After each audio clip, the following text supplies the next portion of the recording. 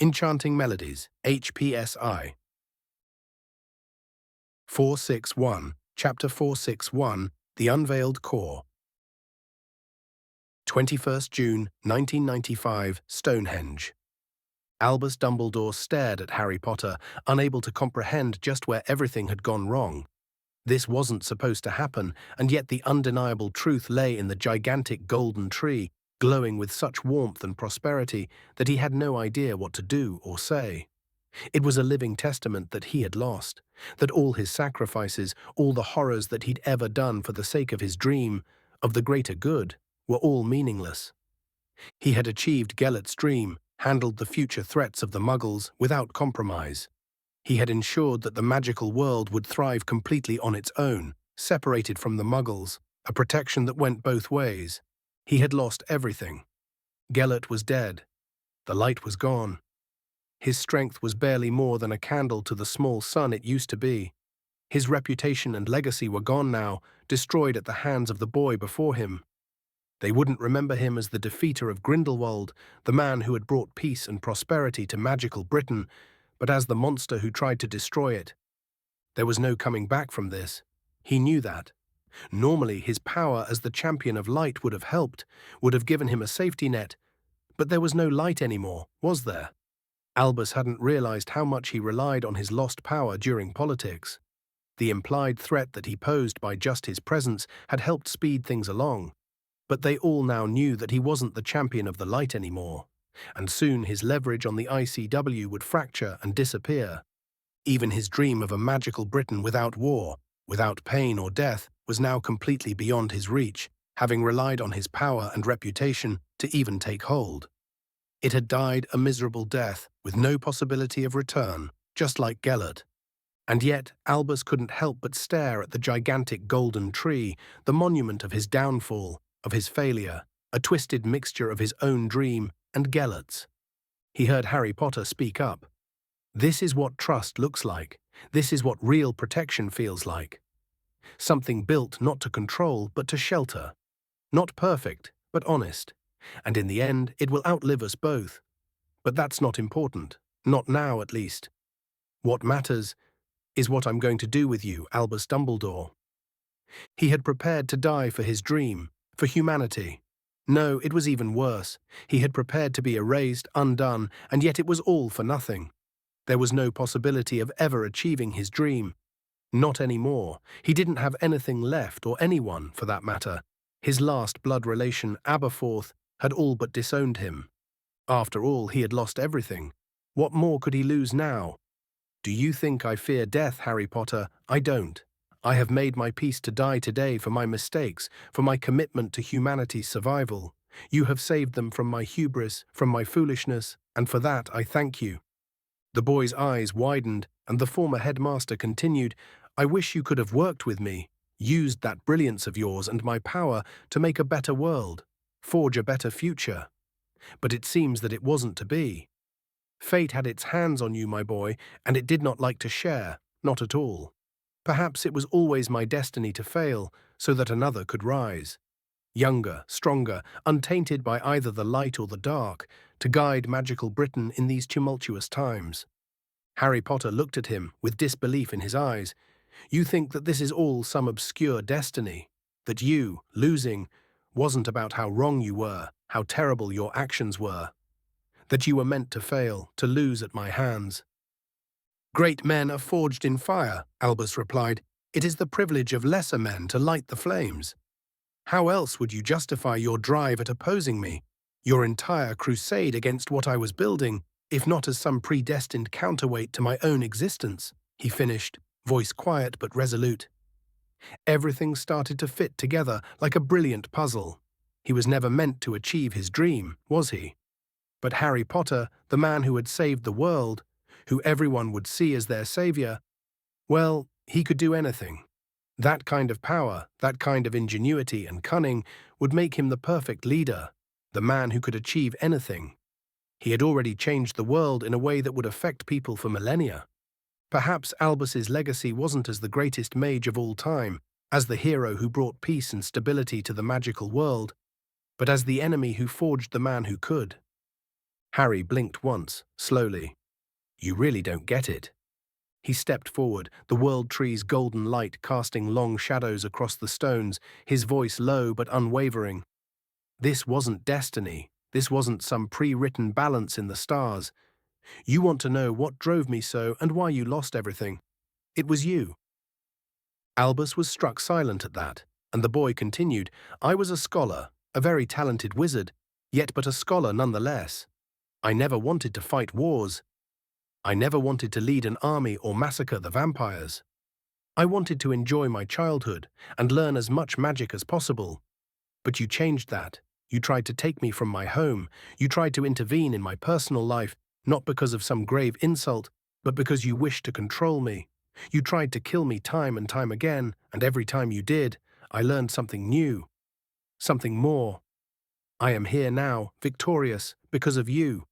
You created me, your worst enemy, because of your arrogance, because of your need for control. Your fall is not due to some quirk of destiny. The world did not choose you as some sort of sacrifice. You lost everything all on your own. He refused. This was fate's doing, not his own. Destiny itself had used him to carve a path for the boy. It had set him up to fall so another might rise, hadn't it? It had to be. It had to be. No, Dumbledore whispered, then louder, firmer, no, you don't understand. This isn't how it was meant to end. You think I was driven by control, by arrogance. It was always to forge a better, kinder world. But I was mistaken. I thought that destiny chose me. I thought that I was the one who could bear the burden, who could make the hard choices, who could sacrifice everything. No one else could. No one else would. But I was mistaken. The boy gave him a pitying look, but Albus didn't care. It was all so clear now. All his failures, all his mistakes, they weren't for nothing. Harry Potter had saved the world. He would have everything he would need to thrive, to turn the magical world into a utopia. He chuckled at the realization, my plans would have never worked because I wasn't destiny chosen. I was meant to lose to pave the way for you. You will take my place, achieve my dreams. Where I will fall, you will rise. You will achieve my purpose for me. All this time, I thought I was meant to save our world, to make it rise, but it was always you. Destiny chose you, hero of Ragnarok. It was even in the prophecy, for from the ashes, a truer world may grow. I thought it was my purpose, my destiny, but no, it was yours. You were chosen to defeat me and achieve my dreams for me. I didn't fail because I was wrong. I failed because fate chose you over me. The last Potter, the legacy of the Peverils, shook his head. Fate didn't choose me. You did. You were the architect of your own destruction. I was never meant to be your enemy. You turned me into one, and you forced me to learn with every encounter. It was in the gardens of Avalon that I mastered my manipulation of space and time in a way that no one had ever achieved before me. For it was the only way I could have survived your torture chamber. This mastery of this magic is what made me fight you on equal ground. It is the foundation of the magic that allowed me to stop you. Albus had wondered how the boy had escaped. It made sense, in hindsight, that the boy would use space-time to escape the pocket dimension, but he had no idea that it was there that he mastered his magic. The boy didn't wait for his answer and continued, it was in the Quidditch World Cup, where I learned how to injure souls, in my desperation fighting a vampire elder, a creature that you sent to kill me. It was how I was able to kill Grindelwald's army so easily. Hell, it was your meddling in my guardianship that threatened me enough to ask Arcturus Black for help, which eventually led to him hiring the army that I used to fight off Grindelwald. Albus had almost forgotten that little fact. It wasn't the main plan, as he wanted to force the ICW to turn the European tournament into an international event. And the signs of instability in Britain achieved this. But he had asked a few of his forces to attack the boy, hoping to kill two birds with one stone. Slowly, the pieces of the puzzle fell, and he started to pale. He continued, it was in Beaubaton and Rome that I learned the power of prophecies, because of your actions. And it was this understanding that was a cornerstone of my plan to fight you and Grindelwald. It was during the mess in Durmstrang that I learned how to breach the walls of Midgard and access the void between worlds. A power that, as you noticed, not only allowed me to fight you both at a standstill today, but was the cornerstone of my attack on the light and dark, which destroyed them all. Hell, it was your ambush that allowed me to get the allegiance of the Elder Wand." Dumbledore shook his head, ready to protest, but the boy interrupted him. "That's barely scratching the surface. Every single encounter with me slowly paved the way to this resolution. Fate didn't choose me. You did. You created me, Albus Dumbledore, your greatest enemy." Everything being out in the open so suddenly made everything look clearer, and Dumbledore wanted to deny it. But he couldn't. Not now, not with the tree behind the boy, not with the truth laid bare, like a corpse under its golden light. The word stabbed deeper than any spell ever could. It wasn't prophecy, it wasn't fate. It wasn't some divine balancing act that had chosen Harry Potter as his downfall. It had been him. Every decision, every manipulation, every quiet cruelty done for the greater good had led to this. He had forged his own end, hammering each nail into the coffin with certainty and pride. He staggered back a step, breath caught in his throat. No, his actions weren't meaningless, weren't they? There was one upside to all of this. "I see it now," Albus whispered, "all of it. And perhaps you are right. Perhaps I shaped you not through design, but by my failings, by my desperation. But if my mistakes birthed the man who could truly protect our world, then I can live with that." He looked at Harry then, something like peace flickering in his tired eyes. "You'll lead them," he said softly. "You already are. Not as I would have done. Not with order or control, but perhaps that's why it will work. Perhaps that is why it must be you. And maybe one day you'll understand why I did what I did, even if it was wrong." Weirdly enough, the boy gave him a pitying look instead of a victorious one.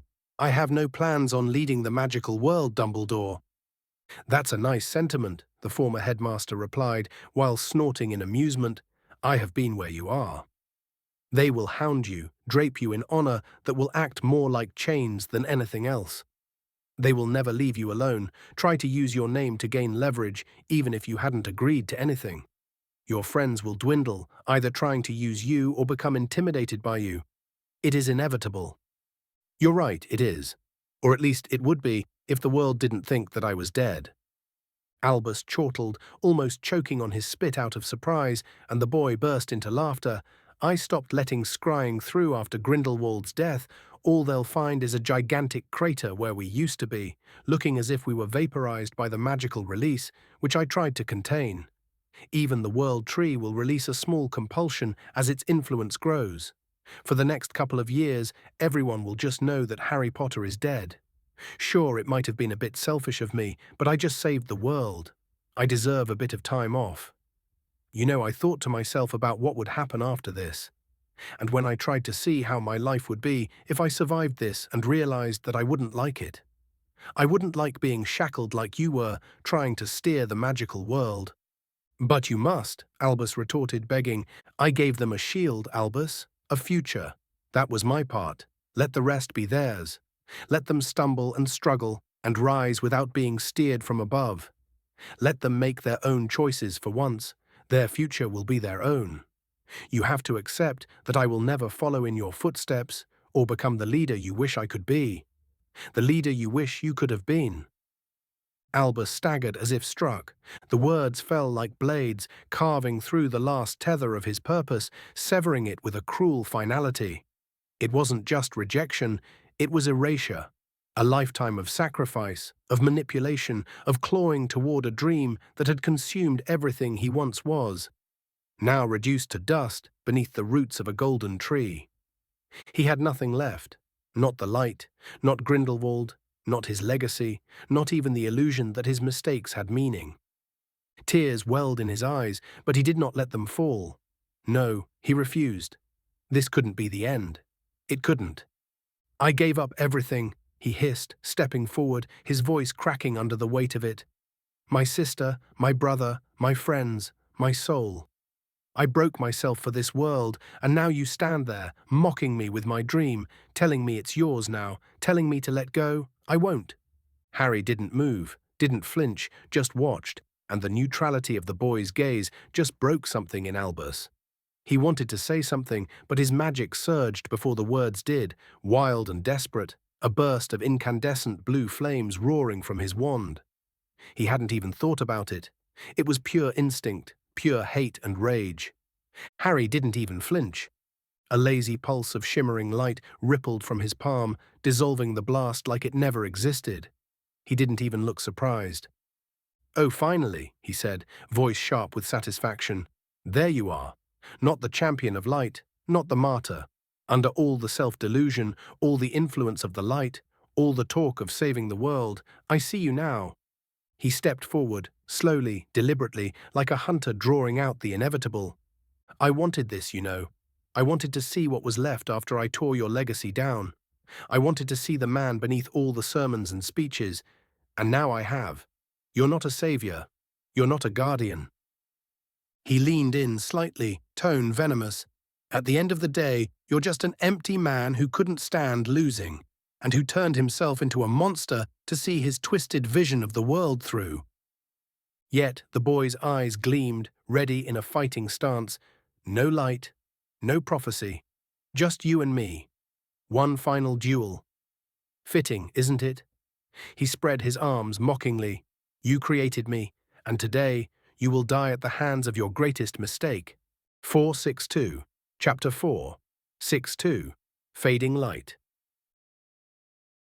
21st June 1995, Stonehenge. Yet the boy's eyes gleamed, ready in a fighting stance. "No light, no prophecy. Just you and me. One final duel. Fitting, isn't it?" He spread his arms mockingly. "You created me, and today you will die at the hands of your greatest mistake."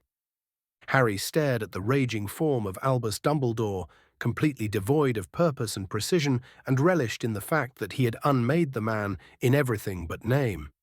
It was a long time coming, to say the least. He still remembered the scared boy he'd been just a few years prior, being targeted by the man who was likely the most powerful living mage at the time, both politically and magically. After all, it would have been foolish not to be. Looking back, a lot of things might have gone wrong. He'd been so sure of his actions, yet it was in retrospect that Harry realized that he'd been lucky. Too lucky even. Everything seemed to work out. Every challenge was exactly enough for him to circumvent with his strength and knowledge, and it was exactly what he needed to grow. He could see someone's meddling all over it, likely Solomon's. The King of Mages had proven that his divination was beyond anything Harry ever dreamed of. Nevertheless, Albus Dumbledore robbed him of his quiet life.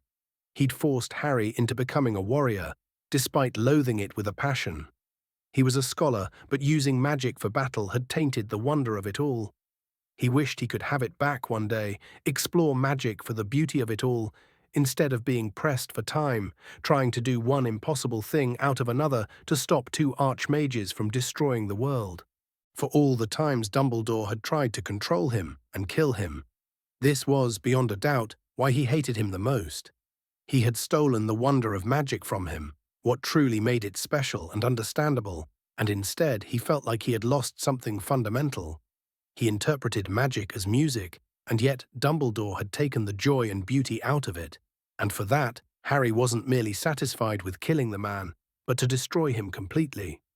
He'd had this realization shortly before the battle, back when he'd planned his and Daphne's survival from Ragnarok, seeing the certainty of his death in the future as a curse, as something to be battled. On that day, he witnessed Daphne playing with her druidic magic, growing white trees, whose sight just soothed him completely. She hadn't done it for some battle or for any practical reason, only playing with her magic, and it helped him relax slightly. It made him realize that he hadn't made a spell like this in almost a year. Just magic for magic's sake, for beauty's sake, for knowledge's sake, not necessity. Not for the upcoming battle against the light and dark. It was on that day that he realized what he had lost. He thought of the future and imagined how it would be. He realized that after the battle, there would be no hiding. He would fight Grindelwald and Dumbledore at a standstill, showing power and skill that the world would have never expected of a teenager. He would never have a moment of peace, and neither would Daphne. He'd been thinking of plans to escape his cursed knowledge of the future, But with it came an opportunity, proof that there was a chance where he'd have some peace.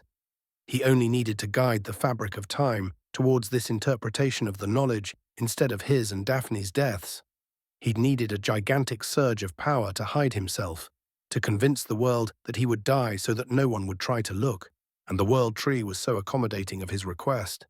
It was terrifying that they might die nonetheless, that time would pull some trick once more, but with the World Tree created, Harry felt an invisible weight lift from his shoulders, the last confirmation of his victory. He felt the very fabric of time solidify, the oppressive feeling he got when he made certain actions disappear. The time loop was complete, and his decisions were now completely his own. Time and fate's designs were complete. The prophecy of Ragnarok is fulfilled, and now Harry would enjoy his prize. Albus Dumbledore sent a spell at him that Harry casually batted away with his scythe, sending one of his own, with Dumbledore barely shielding against it, pushing him back. Harry casually walked forward, letting the man regain his footing. The former champion of light gathered his wits, and with a flick of his wand, the ground morphed like a wave, trying to throw Harry away, only for him to jump, warping space above him, allowing him to dodge the attack completely. Yet, the ground solidified and morphed into a hand, hoping to grasp him.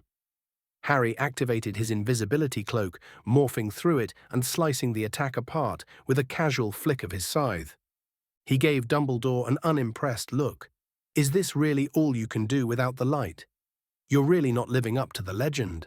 I just took away your every purpose, destroyed your life's work, ruined your reputation, and this is it. The former headmaster roared, conjuring a large hurricane ready to swallow everything whole, only for Harry to casually overpower it, turning it into jagged ice that fell on the former headmaster, who barely shielded. Harry sent a ball of compressed space, and Dumbledore barely stopped it with a shield, sending him back slightly. He sent 2 slices of pure fire, which Harry casually dodged. Slow. The former headmaster released a beam of light, which Harry casually stopped with a shield. It was a pale mockery of what the man had been able to cast thanks to his now-dead patron. It was just light now, with no multi-dimensional enhancement or conceptual order, just solidified light, remarkably similar to Blaze's family magic. Impressive, sure, but a candle to the sun that Dumbledore spells used to be. All told, he voiced his impression, weak. The man followed with a bolt of lightning, and Harry easily opened a portal, making the attack turn on its caster. Dumbledore barely rolled away, shielding himself, while still being partially hit from the attack, but waved his wand, conjuring a large rune array, which Harry immediately destabilized with a flick of his wand, thanks to his arcane hearing. The runes blew up, and Dumbledore was sent flying back, and he only cast a charm to avoid falling back further. He sent another spell at Harry, who just unmade it in mid-air. Harry gave him an unimpressed look. Predictable. That was an understatement. Dumbledore's fighting was pathetic, to say the least. Sure, the man was at a severe disadvantage, since he was out of practice when it came to fighting without the full support of the light behind him, but this was honestly just sad. The light had enhanced his perception, his speed, the power of his spells and shields, and even provided him with a healing factor. He had gotten used to it for decades, relied on it, and now he was completely out of practice as a normal mage. Sure, Harry could see the small hints of the mage he could have been, the obviously rusty techniques and strategies. The man had gotten used to overpowering everyone around him so easily that he just never needed to fight strategically for years. And it showed. To be perfectly honest, Dumbledore was now worse than the Voldemort he fought in the other universe, and wasn't that a revelation? Harry had prepared himself for a final battle, a final fight against his enemy, but he couldn't help but be disappointed. It was just so easy. Too easy. He could have ended this before their duel even began, but he didn't.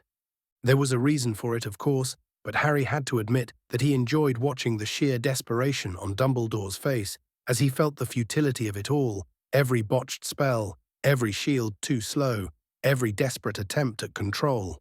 It was fitting. It was right. In a way, every casual spell, every defeated counter destroyed him.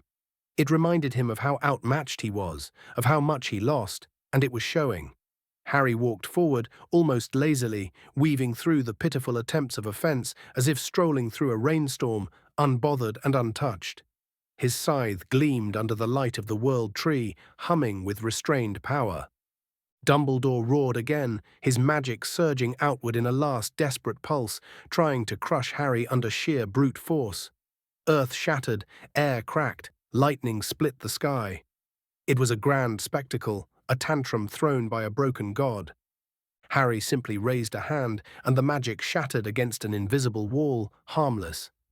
His scythe sang with magic for a moment, vibrating with something cold, something absolute. He pulsed his weapon, and gravity was enhanced tenfold, pushing Dumbledore to the ground. "You see it now, don't you?" Harry said, voice sharp and mocking, each word a blade. "You're ordinary. You were always an ordinary man deep down. It was the light that made you special, that gave you your purpose. Without it, you're just some old man who wasted his life, clinging to a broken dream, a man who hasn't been able to move on from the fact that he killed his own sister." Dumbledore screamed in rage, releasing a wave of white flames, only for Harry to dispel it with a flick of his scythe, and continued walking forward casually. "You always liked it, didn't you? The idea of being the savior of humanity, not because of what it achieved, but because you mattered. That's all you wanted, didn't you? You wanted to matter, to not die like your father, in disgrace, forgotten. The light made you matter, but you wanted to stand above the people before you, because you were better than them, because your dream was more ambitious than theirs. But without the light, you are nothing." Harry dodged another attack and sent Dumbledore flying back with a flick of his scythe near the world tree. From the moment the light disappeared, your dream was dead, and you did it all to yourself.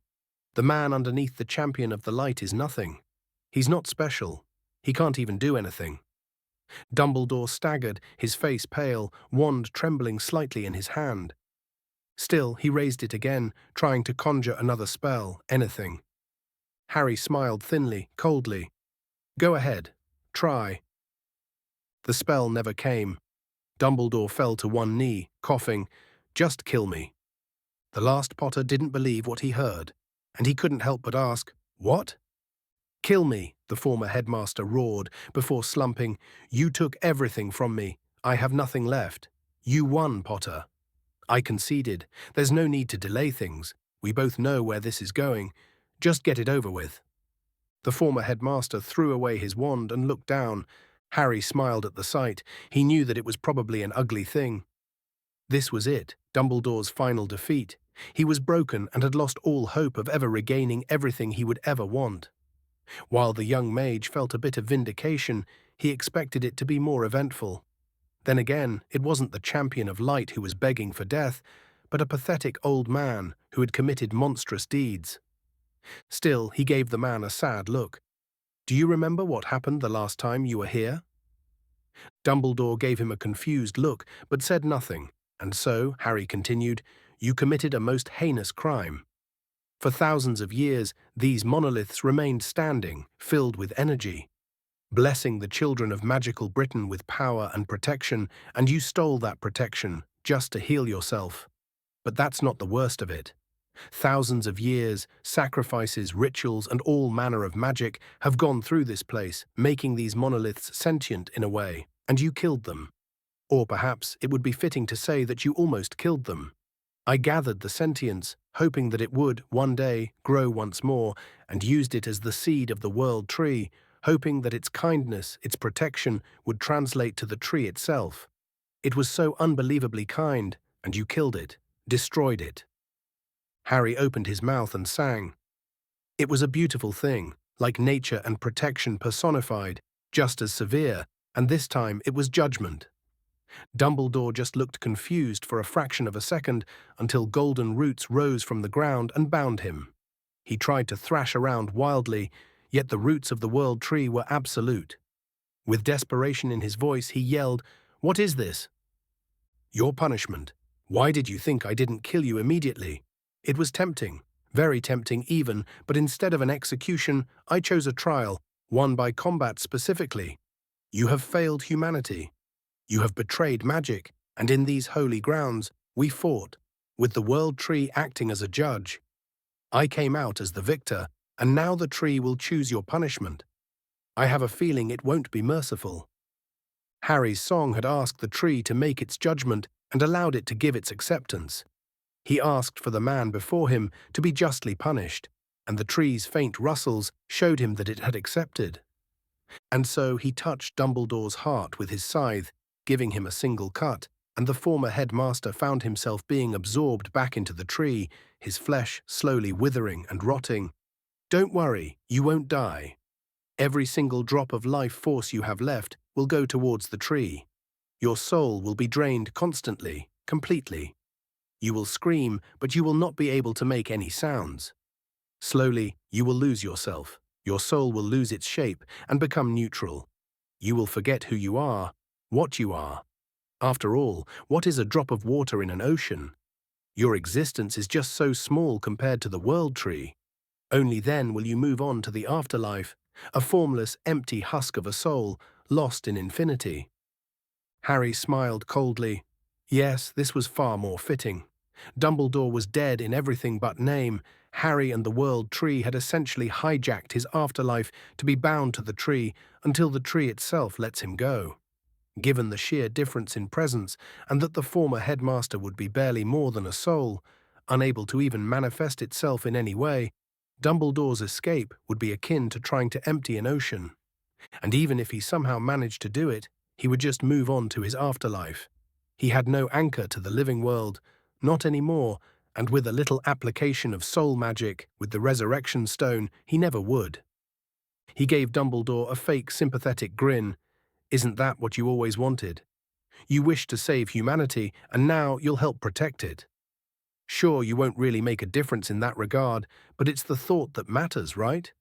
Also, I distinctly remember you trying to do something similar to me when you trapped me in the gardens of Avalon.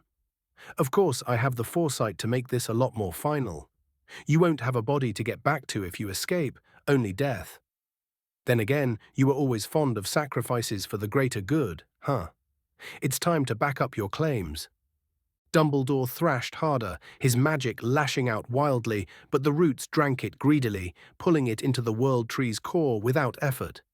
His body withered faster now, the strength that had once shaken continents reduced to desperate sparks, swallowed by the earth beneath him.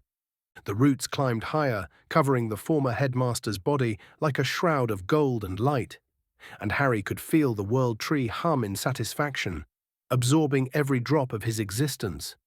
Dumbledore's mouth opened again, perhaps to beg, perhaps to curse, but no sound came. Only silence.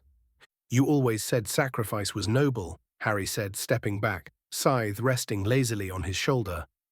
"Congratulations, you've made your final sacrifice. I hope it was worth it. You shouldn't regret it, right?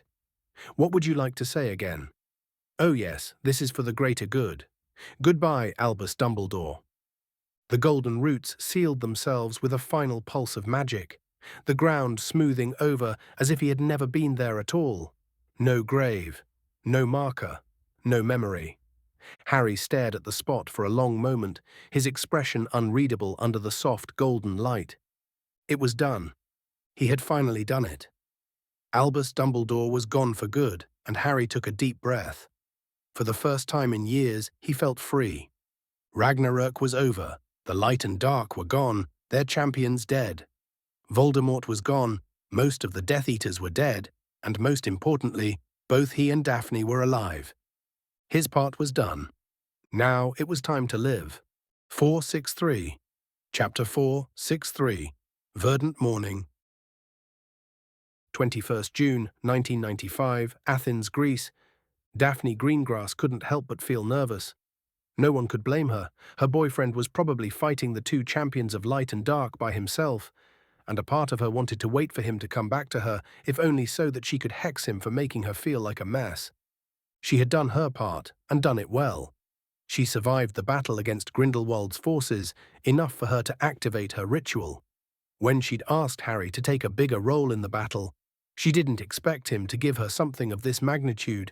She wanted to be more than bait, more than someone to be kidnapped, to be saved. Harry had achieved wonders with his magic and fought against gods and monsters, With just his ingenuity and cleverness, he would be remembered one day. She knew that for a fact, and she wanted to be remembered too, not just as someone he loved or saved, but to have achievements of her own. What she had done could do that. She had literally killed every single vampire in Nurmengard with her ritual. Harry had helped design it, of course, but it had been mainly her work. She had to admit that her boyfriend did give her the idea to make the ritual and equivalent exchange, enhancing the vampire's strength, but in turn give them a crippling weakness that made it useless. It balanced everything and minimized the frankly insane magical cost for just killing them. It was just like Harry suggesting that a ritual was tricked into thinking that an attack was actually an equivalent exchange. And Daphne was surprised that it was even more feasible, or that Lily hadn't found that little loophole before. Or maybe she did and chose to keep it a secret. That sounded more like her. Nevertheless, the vampires were gone now, probably extinct, given that Grindelwald had essentially summoned them all to fight for him, something about him having an authority over them as creatures of darkness. It didn't matter. As she stood on the battlefield, she had watched an entire race die with a whimper, unable to even put up a fight. She hadn't known what to feel. She had watched as Nurmengard fell, thanks to Pettigrew, the Trojan horse who had taken her place. It was funny that the most cowardly marauder, the weakest, would be the one to survive the longest, even if it wasn't by much. Remus had died just minutes before him, having protected her against the elder vampires, allowing her to perform her ritual. She supposed that this made up for all the screwed-up shit he had done, but it didn't matter in the end. He was dead, joining his precious Lily in the afterlife. She would make sure that the lichens would be taken care of. She'd ask Harry to take care of it. He'd know what to do. But none of that came into her mind back in Nurmengard. It was just the realization that she had participated in achieving something legendary, something that would be remembered, yet it had all tasted so bitter. She had destroyed an entire people, an entire species, and she just felt sick. No one knew it was her, but she imagined Astoria's disappointment and fear at the action, her father sucking up to her, leveraging her reputation to increase his fortune and influence, her mother not looking at her the same way. Her family didn't know about the battle or her involvement in it. They didn't know that she had seen more deaths in a day than most auras in a lifetime. And now she realized that she didn't want anyone to know. She now understood why Harry had asked her to use an illusion to hide herself, even after the trap was over and the pretense of her dying wouldn't work. He'd justified it in many ways, including saying that the pretense of her death in Nurmengard could help them prevent their supposed deaths from the future. She had agreed, seeing the pleading look on his face, but it was only now that she truly understood. Harry knew her. He knew that she wouldn't want to be remembered like this, like the girl who had wiped out an entire species before her majority. That she wouldn't want people to treat her like they treated him, like a monster, which they either feared or sought to control. She hadn't even been angry when she felt a portal swallow her up right after her role ended, sending her to Marinaki's safe house in Greece. Now that she had left the battlefield and had time to think, everything had become clearer. The haze of survival and death was gone, and in its place was the emptiness and horror of her actions, which she distracted herself from by worrying over Harry. She had remained frozen for what felt like an eternity, her thoughts in complete mayhem. She hadn't wanted to speak to her family, not like this, and thankfully they weren't the ones to find her. It had been Arcturus Black who had. He gave her an understanding smile. "It's all catching up to you now, isn't it?" Daphne's eyes widened and she nodded. "I did it. Battle often rarely is what we expect, especially in magical combat. Harry told me to come talk to you after you were done." The blonde let out a snort at that. "That's Harry, all right." Before turning solemn, "I can't believe that I was looking forward to this, to be part of his plan, to achieve something." Arcturus sat down beside her, ignoring the dust and bloodstains still marring the floor. "That's the tragedy of it, my dear. You think it'll make you feel proud, victorious. You imagine the songs, the accolades, and then it happens, and all you can feel is how heavy your hands are, how stained." Daphne hugged her knees to her chest, letting the silence stretch between them. "He told me you wouldn't want to be remembered," Arcturus said quietly, "not for something like this." She let out a shaky breath. He was right. Of course he was. Arcturus smiled sadly. He knows better than anyone that something like this always has a cost. Don't worry, as far as anyone is concerned so far, you were taken in Nurmengard. The witch who had used blood magic to wipe out the vampire was just some mercenary I hired from Bulgaria, nothing more. The general public will think that you have died, and the few who know of your survival would simply assume that Harry arranged for your escape before Nurmengard fell. Your name will never be connected to what happened unless you want it to. You would have the time to process your actions without caring about other people's opinions. Despite herself, Daphne smiled. It was a weak smile, tainted by the fresh memories of her actions, but it was a smile nonetheless. This was just like Harry, to give her options, to allow her to deal with things in her own time. And now he fought the two strongest men in the world with only two other men at his side, and she couldn't help but worry. Arcturus made his way to move, and yet Daphne stopped him. "Can you stay for a bit? I don't want to be alone." The Black Patriarch nodded. "I suppose that I don't want to be alone either. But let's get you cleaned up a bit." Daphne nodded and waved her wand. The blood and grime vanished from her person, her mercenary gear turned into normal clothes, and she even cleaned up whatever mess she had made around her. And yet, she still felt the need to shower after all of this. For now, it was enough until she waited for word from Harry. They sat in silence, two mages who had seen war in their own way, until suddenly she felt the sky darken. Obviously a duel, this time with Dumbledore being involved. She heard explosions in the distance and couldn't help but wonder how Harry was dealing with all of this. Funnily enough, right as she finished this thought, something in Arcturus's robes glowed. The man took something out of his pocket, a small pocket watch, which was glowing golden. She gave him a questioning look, and he responded sheepishly, "It's a gift from Harry. He gave it to me before the battle. I thought it was only a nice gesture." He opened the watch, only for a ball of light to appear before them, morphing into an illusion of the battle between Dumbledore and Grindelwald, with no Harry in sight, and yet this was proof. In his own way, Harry was showing them that he was alive and what was happening. He must have successfully turned them against one another and was arranging for everything to be divined easily, like he planned. She thought that it was a stretch, that the two champions would focus on their common enemy, but obviously she had been wrong. The sky rumbled as the two champions fought with power and feats of magic that would have been mistaken for divine. There was no other way she could describe it. This was, by far, the riskiest part of Harry's plans, and it was obvious that he hadn't predicted everything. Grindelwald becoming some shadow creatures, regenerating from nothing, was definitely unexpected, and so was Dumbledore's weapon, whose presence she could feel from the illusion itself. The illusion itself and the fact that the amount of magic wasn't destabilizing the application of divination showed that Harry was still alive. She didn't know about Marinakis and Dracul, but to be perfectly honest, she didn't really care. The first vampire had lived too long, committed atrocities over the course of history.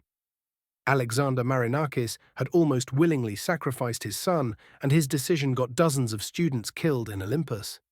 And yet, the man had knocked out Perseus and arranged for him to appear in the safe house since the boy wanted to fight Grindelwald. She still didn't like either of them and wouldn't really bat an eyelash if they died. They were allies of convenience to fight for a common cause against a common enemy. As if they were summoned by her thoughts, both Vlad and Marinakis appeared from the shadows, falling unceremoniously on the ground. Marinakis was unconscious and missing an arm, but the most concerning thing was the black curse slowly withering towards his chest.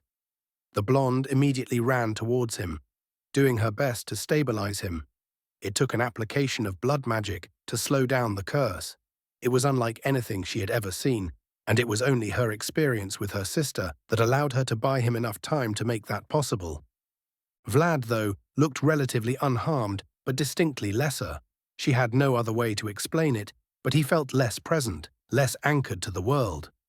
Daphne recognized the use of ritualistic magic and knew instinctively that the vampire gave up something significant during the battle.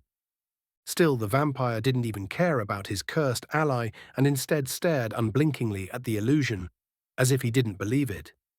He really did it. He was able to turn them against each other. I had almost lost hope.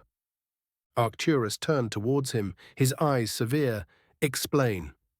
Grindelwald was far stronger than we expected. We managed to trap him as we originally planned, but the dark itself intervened, freeing him. I have seen today displays of magic that I never thought possible in all my years, and I have seen a lot. We tried to renew the attack, but Marinakis was too wounded, and I sacrificed much in my last attack. I decided that it was better to retreat than become liabilities. And Harry? The blonde asked. Last I saw him, he was holding his own, but I feared how long he would be able to do it.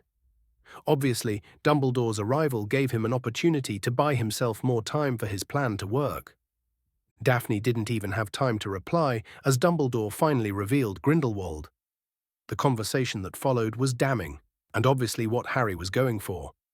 That was Harry's plan, not to broadcast the whole thing to the world, but he knew that people would be watching and that anyone digging around would find it. He supposed that the sense of discovery would make more people believe it. It was only when Grindelwald blew on Gjallarhorn that Vlad gasped and nothing happened. The first vampire smiled, his skin becoming far less pale, his features becoming older. The man burst into laughter. I can't feel it anymore. He really did it. I can feel it. I'm finally free. I've been waiting for centuries, but now it finally happened. That statement made a gigantic smile appear on Daphne's face. This was it. Harry had won. The light and the dark were gone, finally. The main challenge had been to buy time for Nidhogg to be summoned to their realms, and he really managed to do it. The rest should be easy enough, and as if to prove it, Harry appeared behind Grindelwald and stabbed him. A man who had been essentially immortal just moments prior, who was likely one of the most powerful mages in history, fell to his knees. Harry then talked Grindelwald and Dumbledore into admitting a few more things, before casually killing Grindelwald after destroying Dumbledore's light spear. He then activated his contingency to dealing with the ritual's backlash, faking his death by ending the divination, making everyone assume that he was caught up in the blast, just as he planned. Arcturus laughed in joy. Vlad stared at the window with a soft smile on her face. Marinakis was still unconscious, still cursed. It was a shame, but the attack wasn't exactly tied to the dark itself. The effect still lingered, and there was very little she could do without some time in the lab and maybe Harry's help. Nevertheless, that small inconvenience aside, this was it, a complete victory, and all that remained was for him to kill Dumbledore and arrange for the World Tree to grow. The world was saved, and everyone was celebrating in their own way. But not her. She simply waited for Harry. Silence stretched, and with every second she barely breathed. Her heart was pounding so loudly she thought it would deafen her. And then, feeling like an eternity had passed, the air shimmered, fracturing like glass, and a portal bloomed open in the center of the room. She stumbled to her feet with a strangled sob, her hands flying to her mouth. Harry stepped out. He looked exhausted. His clothes were torn and scorched, his face pale and drawn, but he was whole. He was alive. He didn't look at anyone else, didn't acknowledge the others. His gaze found hers instantly, and without hesitation, he walked toward her. She met him halfway, colliding into him with a choked breath as he wrapped his arms around her and kissed her, fierce and desperate. She clung to him, to the warmth, to the certainty that he was really back, that he had battled gods and demons in everything but name, and came out not only victorious, but unharmed. When they finally pulled apart, her forehead rested against his. She smiled, tears prickling at the corner of her eyes, and whispered, "Is it done?" He nodded, voice rough with exhaustion but steady. "It's done." She exhaled shakily, brushing a hand through his hair. "What now?" Harry gave her the smallest, tired smile, one that still somehow managed to light up his battered face. "Now," he said, voice barely above a whisper, "we live." Before either of them could say anything else, Arcturus strode forward, abandoning any pretense of stoicism, and pulled Harry into a fierce, wordless hug. The boy stiffened in surprise for a moment before relaxing into it, and Daphne, watching them, felt something inside her finally settle. It was over. The death sentence hovering over their heads was gone with the time loop resolved. Harry's greatest enemies, the greatest threats to them, were dead, with the main disadvantage being the fact that the world probably thought that they were dead now. Now, that would be an extremely awkward conversation with her family, one that she was definitely not looking forward to having. No, she would worry about that later. Today she would celebrate. 464, Chapter 464, A New Sunrise. 22nd June 1995, Athens, Greece. Now that would be an extremely awkward conversation with her family, one that she was definitely not looking forward to having. No, she would worry about that later. Today she would celebrate. Harry woke up with a hellish migraine, hearing yells and screams on the other side of the door. It took him a few minutes to gather his thoughts as he remembered what happened the previous day. A part of him still thought that it was a dream, the fact that he'd just killed Dumbledore and Grindelwald alongside their patrons, that he'd gotten rid of humanity's enemies and fate's chain with them. He had fulfilled the prophecy of Ragnarok in his own way and was finally free of it, as well as Solomon's visions. Freedom. That was the main feeling Harry felt, not the relief of a dead enemy, not the conflict of what he did, the people that perished to make any of that happen. He knew that there were always going to be casualties, especially given that losing would have resulted in billions of deaths or just enslavement. Yet, it was the feeling of freedom that remained, like being in the air in his raven form. It was the realization that he could now live his life however he wanted. He wasn't constrained by destiny or battle. He could finally stop fighting and go back to rediscovering the wonders of magic. It was such a wonderful feeling, the possibilities before him. In a way, people thinking that he'd died was a good thing. It would have been another chain, specifically the expectations of the public. Much like Dumbledore had been chained after his victory over Grindelwald, despite the power and influence that was granted to him being his goal in the first place. Yet, while what he had accomplished was beyond legendary, Harry knew that a lot of people across centuries contributed, if marginally. Even Echrisdis, who was nothing more than a pawn and had almost caused Nidhogg to invade the material realm, had help in a way, even if he didn't mean to. Someone yelled again, and Harry's headache grew once more. Why did he drink so much the previous night? He definitely let go of his inhibitions in his feeling of freedom, and now he was paying the price for it.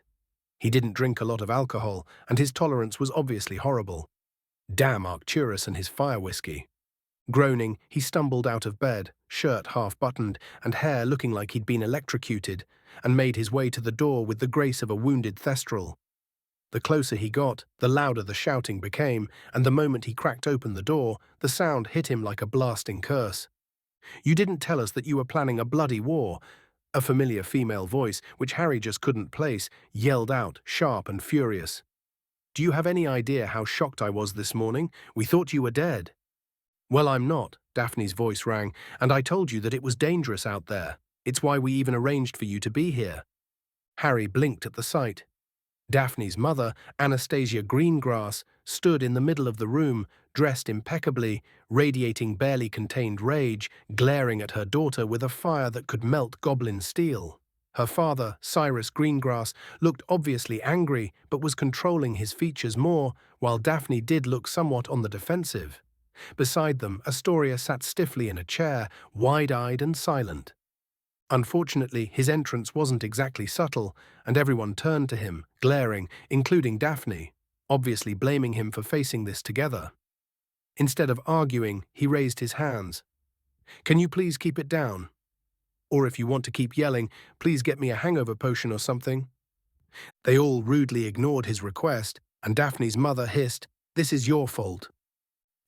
What is exactly?" the last Potter responded, getting an idea that Daphne's parents realized what they had both been up to the previous day. You know, fighting a war and whatnot. That was odd. They were planning on broaching the subject later today, but it didn't seem to be. Did Daphne decide to tell them preemptively? Very few people actually knew what happened in Nurmengard, in the mansion at least. Of course, their answer was a newspaper with his face on it. This wasn't good. Ashes of Nurmengard, The Battle That Changed Everything, by Rita Skeeter. In a shocking turn of events that left the magical world shaken to its very core, what began as a quiet conclusion to the international magical tournament ended in fire, magic, and an explosion of truth that may echo for generations. Yesterday, during the closing moments of the final task, a magical surge unlike anything seen in centuries rippled across Europe, originating near Nurmengard. Witnesses from every major magical capital reported unnatural light phenomena, scrying interference, and, most disturbingly, a projected illusion of what many now call the Battle of the End. Sources from within the International Confederation of Wizards have confirmed that Albus Dumbledore, former headmaster of Hogwarts, engaged in a cataclysmic battle with none other than Gellert Grindelwald, the infamous dark wizard who once brought Europe to its knees. But that was not the most shocking revelation. In the final moments of the battle, the figure of a third combatant emerged: Harry Potter. Eyewitnesses describe him cutting down Grindelwald in a single strike. What followed was a display of spellcraft and power that dwarfed even Dumbledore, ending in what magical theorists are now calling an artificial containment collapse, which obliterated the ritual powering the cataclysm, but left no survivors. According to Amelia Bones, head of the DMLE, whatever protections Mr. Potter prepared, they saved us. Had he not intervened, there may not have been a continent left to write this article on. Experts agree the sheer amount of unbound ritual magic present in Nurmengard should have annihilated everything within hundreds of kilometers. Instead, thanks to Potter, the damage was minimal. Hogwarts remains standing. Nurmengard, however, is no more, and so we are left with only one conclusion: Harry Potter is dead. But in dying, he may have saved the world. The Ministry has confirmed that no trace of his body has been found. Yet numerous scrying efforts, including those sanctioned by the ICW, have failed to locate him. Inquiries into the arcane residue left behind have revealed an unfathomable truth. The boy orchestrated the entire duel, from turning Dumbledore and Grindelwald against one another to ensuring that the event would be divinable, so that no one would forget what was said, what was done, and what was revealed. Dumbledore, once hailed as the savior of Britain, admitted to working with Grindelwald on a ritual of unprecedented power, one that would have reshaped the world to their image, and Harry Potter stopped them both. Furthermore, the Department of Magical Law Enforcement has also confirmed new details surrounding the disappearance of Daphne Greengrass, a known close companion of Harry Potter. Sources within the DMLE state that during the final task at Hogwarts, Miss Greengrass vanished under mysterious circumstances. Initially assumed to have withdrawn, further investigation revealed signs of abduction during the task itself, sparking speculation that her disappearance may have been an intentional act of intimidation or silencing. Attempts by the Unspeakables to locate her have failed. Department of Mysteries operatives, under strict ICW oversight, have noted that every known scrying or tracking method yielded no result, leading some officials to quietly admit that she may have perished during the conflict at Nurmengard. That fortress, once Grindelwald's personal stronghold and later his prison, is now little more than dust and ruin. ICW investigators dispatched to the site report that signs of a devastating magical battle are evident. Auras found melted stone, magical residue too volatile to safely approach, and what few artifacts remained were drained of all magical power. One Unspeakable, who requested anonymity, called it the most violent unraveling of a ritual structure ever recorded. While the full truth of what transpired in Austria may take months to unravel, one fact is becoming increasingly clear. The world may have come within a hair's breadth of ending, and Harry Potter stood in the way. Ministry officials have begun planning a memorial in his honor in Hogwarts. Already, magical communities across the globe are holding vigils and lighting enchanted candles with his name. Wherever you are, Mr. Potter, thank you. May your name never be forgotten. The rest of the article continued this way, essentially praising Harry as some sort of martyr who saved them all and Britain's role in averting Dumbledore's and Grindelwald's plans from finishing their ritual and even containing the backlash. Harry could see through all of the bullshit. Britain was essentially scaring the rest of the world shitless and showing the ICW's idiocy when they gave back power to the former headmaster, especially after he was exiled from Britain. Yes, Fudge was obviously trying to get as much political pull as he could, cementing magical Britain's independence from the ICW and planning to use Harry's grave in Hogwarts as some sort of tourist attraction to help reignite Britain's economy through foreign investments. All in all, it wasn't especially surprising, since it would likely work. To be perfectly honest, Harry was mostly taken aback by how quickly they were to figure out what happened. Sure, he had essentially given them breadcrumbs and the divination equivalent of a gigantic glowing arrow pointing at what happened to Dumbledore and Grindelwald, but he still expected the ICW to wait a week or two before making something like this. Either way, Harry was glad to have faked his death. He would have been hounded everywhere, and he definitely wouldn't have been able to hide at all. Still, he turned towards Daphne. "How did you get a newspaper through the wards?" "I think Marinakis put them on lockdown before he left." The blonde shook her head. "Perseus let go of a lot of restrictions after he woke up. He said something about this being a safe house, not a prison, and the threat having passed. He's still angry at his father knocking him out during the battle, but he hasn't left his bedside since he found out what happened." Nevertheless, Cyrus Greengrass growled at him. "Explain. You asked us to stay here for a few weeks because you said that there might have been another Olympus incident in Hogwarts and didn't want us to stay in Britain. Despite my best judgment, we agreed. You did not say anything about a battle against Dumbledore and Grindelwald and some apocalyptic event. You definitely did not mention the world thinking that you both had died." Harry gave him an awkward smile. "Well, we weren't exactly lying, but we kept a few things to ourselves. Let's just say that over the last year or so, I gained the enmity of Dumbledore and Grindelwald, and given the scale of what they planned to do, we thought that it would be prudent to get all of our friends and families to safety. This place is likely the safest place in the stronghold. Now, I won't bore you with the peculiarities, but we heard of a plan to abduct Daphne, and so we replaced her to be used as bait. She was never in danger in any way, just hidden from everyone, just in case we had traitors in the manor. Since Nurmengard blew up with her being obviously taken during the task, if anyone tries to look back, and the fact they can't scry her while she's under the wards of this place, they assumed that she died. And you know how the press is. They found a headline and stuck with it. Well, that was a big fat lie, but it was obvious that the Greengrasses wouldn't have been happy with the news of their daughter fighting in a battle against vampires and an army of darkness, despite how capable she was. Thankfully, they bought it, given the fact that they calmed down slightly and Daphne gave him a grateful smile. Cyrus, though, spoke up with a firm voice. "Fine, we'll go back to Britain tomorrow. We'll make a press release that you and Daphne are still alive. This should raise the prestige of our family a lot, since we obviously participated in Grindelwald's downfall." Harry shook his head. "I'm sorry, but I don't think this is a good idea. I have no plans of being paraded about like a puppet. Daphne revealing herself will be her choice, not yours." That seemed to vex the man a lot, obviously not liking having Harry's support in his political ambitions squashed before his eyes. "I do not need your permission to do anything." Harry raised an eyebrow and let his magic create a bit of pressure, making the man gulp.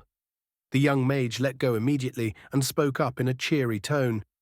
"You can, of course, do what you want, but I left a little trick just in case someone tried to announce to the world of my survival, a magical effect that reinforces the idea of our deaths. If you try to say anything else, you will be ridiculed, treated a bit like the Lovegoods. It will be like you're denying a fact of life, and well, your house will lose a lot of respect if you act like a lunatic. I can remove the effect, of course, and will only do so if Daphne wants to." Harry didn't mention the whole thing being constrained by time and the fact that the world needs to believe that they were dead. He didn't feel like explaining everything to them, since the whole thing was complicated enough for someone who studied time extensively to understand. As expected, Anastasia spoke up, obviously angry. "And what kind of life would she have as a dead person? You're asking her to ruin her future for you. What kind of life would she have if they knew that she was alive and only remembered as my girlfriend? She will be hounded, judged, and maybe even persecuted by the sick Dumbledore and Grindelwald loyalists out there. I am offering her freedom. I could get Sebastian Delacour to arrange for her to go to Beaubaton. They will not recognize her. Even without an illusion, my magical effect would make their minds unable to refute it." And what kind of life is that? Anastasia protested. The one that I chose, Daphne retorted heavily. I chose him, Mum. This is as much my decision as it is Harry's. He would remove the enchantments if I just asked him to, but this is for the best, and you know that. The greengrass matriarch opened her mouth for a second, but closed it after she failed to find an argument. Her husband, however, had gotten even redder. You are depriving me of my heir, Potter. I have trained her since she was barely able to walk, and I will not have this effort go to nothing. Daphne responded for him, You don't even care, do you? You don't care that I'm legally dead, you just want your precious heir. I'm not even the only choice anymore. Astoria is healed and well. She will be a great greengrass matriarch one day, I know it. You need to accept that I get to live my life however I want to, and that I can have other ambitions than succeeding you, Dad. And just like that, the blonde stormed out of the room angrily, and Harry followed her, trying not to roll his eyes at the family drama. He just turned towards Cyrus Greengrass and spoke up. I'll try to calm her down, but that was very badly done on your part. He followed her to a small garden. She sat down on the grass, which kept swaying around her despite the lack of wind, showing how upset she was. I can't believe he still refuses to let me make my choices. I fought a bloody war, killed more vampires than he could count, and he still treats me like a child. No offense, Daph, but he's still your father and you're not 17 yet. Like it or not, you have him by the balls. He literally can't do anything to stop you from making a decision, and he really doesn't like it. Like it or not, as his heir and with your public history with me, you'd have a lot of political pull, and I'm understating things. Your house's influence could easily skyrocket, and he's angry that the potential is being squandered away. He'll need to accept that there's nothing he can do to stop you, and he'll calm down. The blonde growled but took a deep breath. I hoped that with Ragnarok behind us, things would get easier. You'd think that the bloody apocalypse would be simpler than dealing with my family. Harry snorted and stayed silent. The fact that she was joking was a good thing. Despite himself, his mind wandered to his journey since first stepping foot in Hogwarts to battling gods and defeating entities beyond human comprehension. Looking at it from an outsider's perspective, he had to admit that it was too neat and not nearly messy enough. Things always seemed to go his way. He blamed it on Solomon, who had planned this whole thing from the start, but something niggled him the wrong way. Daphne obviously noticed it. What are you thinking about that's making you think so lost in your own head? Nothing, really. Just a thought. The battle against Dumbledore and Grindelwald went too perfectly. Dumbledore arrived at the exact moment. Grindelwald lost much of his flexibility with his decision against the dark, which would have made it a lot harder to hold him off. Dumbledore being gone after destroying Excalibur was a boon, since the battle in Nurmengard could have gone a lot worse if he had come back early. And when he came back, Nurmengard was destroyed, and he was so filled with order with the light spear messing with his soul that he barely did anything but attack directly. For all their increase in power, they were perfect opponents for me. And what's wrong with that? You said that Solomon arranged for all of this. Yes, but divination shouldn't have worked.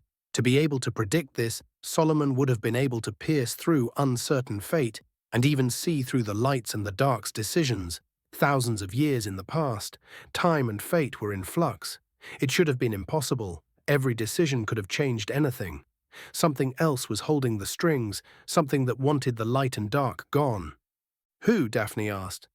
I have no idea, but I have a feeling I won't like it. It's a mystery, the blonde replied. Don't drive yourself crazy with it. You won, Harry, and it's time for us to celebrate.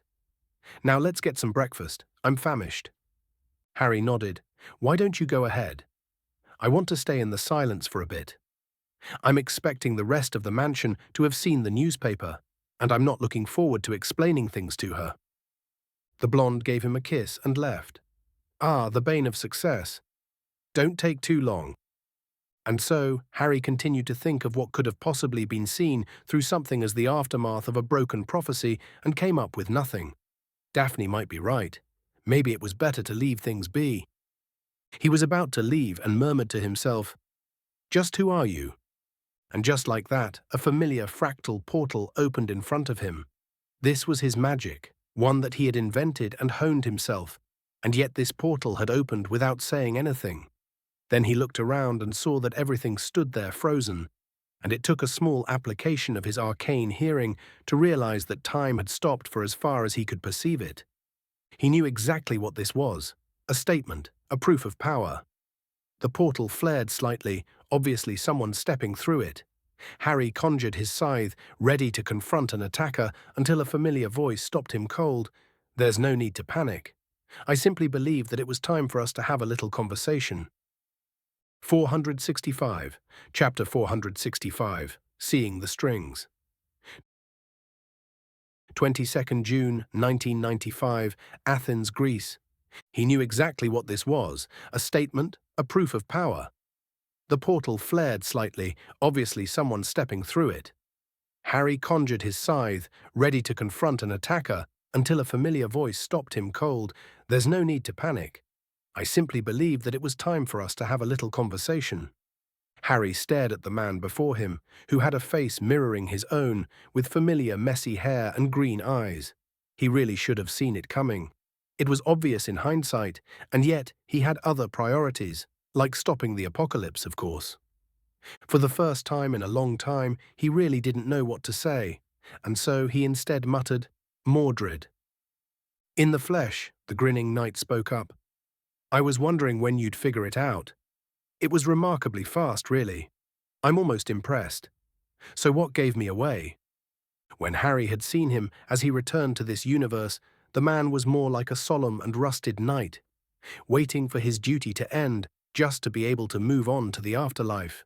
Now the man seemed to have shifted completely, his smile looking excited, with a hint of suppressed madness and glee in his eyes. It was like looking at a completely different person. And so he answered, "You were the only thing that didn't make sense. The energy needed to maintain a soul, to stop it from slowly losing itself, would have been enough to increase the wards on Midgard by a lot. It seems too inefficient for something as vast and fundamental as death to make."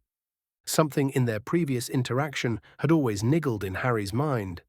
Something hadn't felt right, but with the prospect of the world ending and being involved in the prophecy of Ragnarok, he had been too preoccupied to do anything. If anything, Mordred's smile widened. "Go on. You said the exact thing to get me to be involved. I was planning on hiding, on not being involved anymore in the messes of Albus Dumbledore and Gellert Grindelwald. You convinced me that I had no other choice, or I'd end up as the thing I feared most, an eternal prisoner to a senseless duty. I couldn't risk it. You knew that I couldn't. It kept niggling again and again in my head, the idea of ending up like you. The anxiousness, maybe even a bit of desperation, would have followed me until my dying breath, and you knew that. You ensured that. Hell, it was the exact thing you needed to say, the exact thing you needed to show me, to get involved again. I'm not saying it's impressive, it's more like you knew exactly what to say to make me act this way. It was vague enough that I didn't question it, and I wasn't nearly as experienced with soul magic as I am now. You took advantage of that." "Very good," Mordred replied, "but there's more, isn't there? You're so close now." Harry rapped his head, and it came to him immediately. Time. The kids should never have been able to travel to the past and remain in the same timeline. There are a lot of risks, and the law of time would deny it. Something let them through. No, something manipulated time itself to allow them to do it and forced its hand to enforce that particular future from happening, to force me to make a few things happen, like faking my death. I probably wouldn't have bothered, and I would have been hounded day and night to deal with one crisis after another. That tells me something. Someone wanted this particular future from happening, enough to arrange the puzzle pieces when fate itself was in flux, when the outcome was unknown by anyone else, someone powerful enough to see through what the light and dark, and their near-infinite power, couldn't perceive. Which brings me to a single conclusion. You're not Mordred, are you? That statement seemed to be the first thing to take the man before him off guard. Mordred stayed silent for a few seconds, as if digesting this information, before bursting into laughter. Harry stayed there, not really saying anything, and instead waited for the man to find that out. Finally, someone saw it. "Oh, by the void, it's so nice when I finally get surprised these days. Yes, you're right, I'm not Mordred. I've never been Mordred. He had so much potential, that boy, but it was too bad he was born under the control of the LaFay woman. He could have grown so much, but was just never allowed to. And yes, you're right, souls of potential champions were not used to protect Midgard's barriers, but copies of their consciousness to direct the protections when dealing with potential direct attacks. More like a magical painting than anything else. Mordred had been one of them, much like Ignotus Peveril. It wasn't exactly punishment, but the logic is there. Someone who chooses not to let Ragnarok happen would obviously keep protecting Midgard against outer threats for an eternity. Of course, now the god's protection is gone and replaced by your wonderful golden tree. It wasn't hard for the last potter to see that the man before him was old and he was powerful, with a command over space and time that far outstripped his own. In Harry's research, there was only one person whose feats outstripped his own when it came to the manipulation of space and time. There was a single legendary being, with small snippets throughout history, hinting at power at this scale, and Harry spoke up his name, more like a gamble than anything, Kronos. The man's green eyes morphed golden, letting out a pulse of power, and the man's amusement sharpened. As impressive as this is, names have power, and you really shouldn't say them without understanding the consequences. But I suppose you are correct. I have been called by this name in the past, or was it the future? Time ceases to have any meaning after a while. But why do all of this? Why did you manipulate the world so much to get me to kill the light and dark? Kronos' golden eyes were disappointed for the first time in this conversation, and he took a deep breath. My dear boy, I could have destroyed the light and dark with a thought. The multiverse is large and infinite. I have battled gods whose power was absolute, infinity itself given form. I have watched universes burn. I fought battles that were on a scale you could have never imagined. I saw the birth of entire clusters of the multiverse, and I watched as time itself ran out, moment by moment, until nothing remained but emptiness and the void. I have walked universes when the laws of physics were devised by the mind of a madman. I have watched universes freeze and creations burn. Do you think that something like the light and dark could have given me trouble?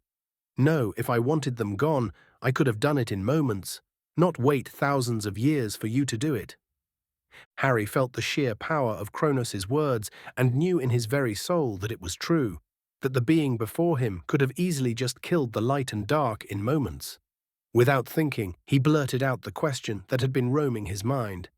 Then why didn't you just kill them and be over with? Why should I?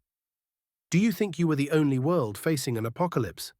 An infinite number of universes implies an infinite number of worlds on fire. Then why not leave it? The young mage continued. Why interfere at all?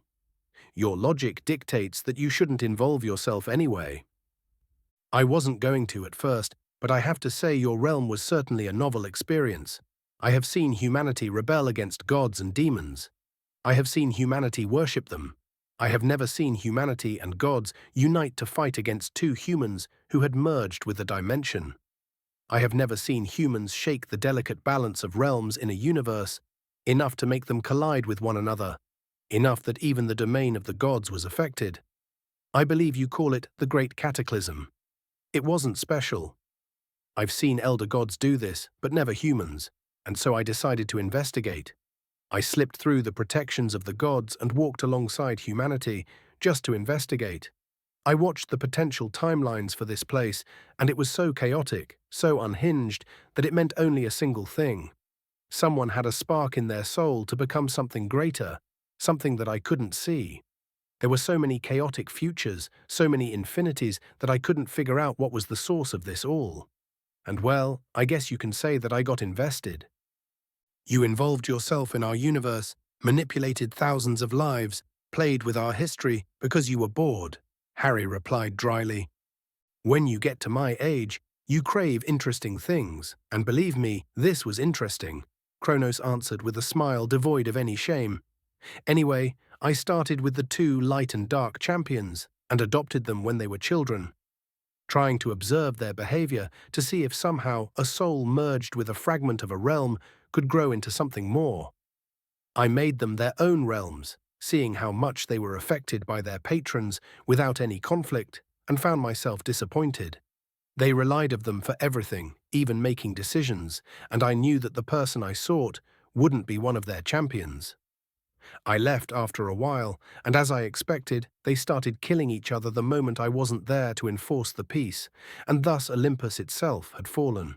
It wasn't for a few centuries later that I met someone truly remarkable, a genius of magic unlike anything I had ever seen before, even myself. I was more powerful, I was more knowledgeable, and would have remained so for thousands of years, even if I spent every single day teaching him my knowledge. But he could simply understand magic in such an instinctive way that it even surprised me. Solomon, Harry spoke up. You're talking about Solomon. Yes. I taught him a few tricks, and he took them to a whole new level, mastered them so completely that it took me off guard. He was a soul meant for greatness, and I could have seen him ascending, becoming something greater, something like me. Instead, he imprisoned the light and dark into his own body and used the divination I taught him to set pieces into the future that would result in their destruction. He lacked ambition, the urge to explore, and was instead content with what he had, with his finite existence. There's some wisdom in this, I suppose. I accepted this, even if I was disappointed. Out of curiosity, I followed his line, and I noticed that a few of his descendants showed traces of the greatness he had, each one intertwined with the first prophecy your world has ever seen, Ragnarok. It followed your bloodline around, trying to fulfill itself, and every single one of them refused to let the world end. It was funny. It was the first time I had seen an apocalyptic event want to be realized so badly. Still, I could see Solomon's scheme all over it, and I might have underestimated him. I thought that this was all this world had to offer until the day you were born. I recognized the spark in your soul as well, the potential for greatness that I've seen so long ago. I could see Solomon's plan revolve around you, and so I decided to change it a bit. I arranged for a few memories to reach you, to temper you, and amended Solomon's plan to work with that in mind, hoping that you would grow. You were responsible for my rebirth, Harry exclaimed, suddenly stiffening. He had never talked about his past life to anyone else. It seemed that over the years it started to matter less and less, really. After a while, whatever knowledge he had was useless, and it had all gone to the back of his mind. There was no rebirth, Kronos explained, just an echo that I added into your soul to temper you, to make you grow faster, one specifically meant to stroke your ambitions. You had the same potential, but a more mature mind would have allowed you to achieve it in time before you had to deal with Ragnarok. You didn't disappoint, and you grew. You learned on your own, discovering your magic without being explicitly taught, and I knew deep down that I had found what I was looking for, and you did not disappoint. You have traveled between universes, figured out how to channel the void between souls, and even the mechanics of creating realms imbued with your rules and intent. Each challenge was meant to forge you into the man you are now, and I couldn't be any prouder.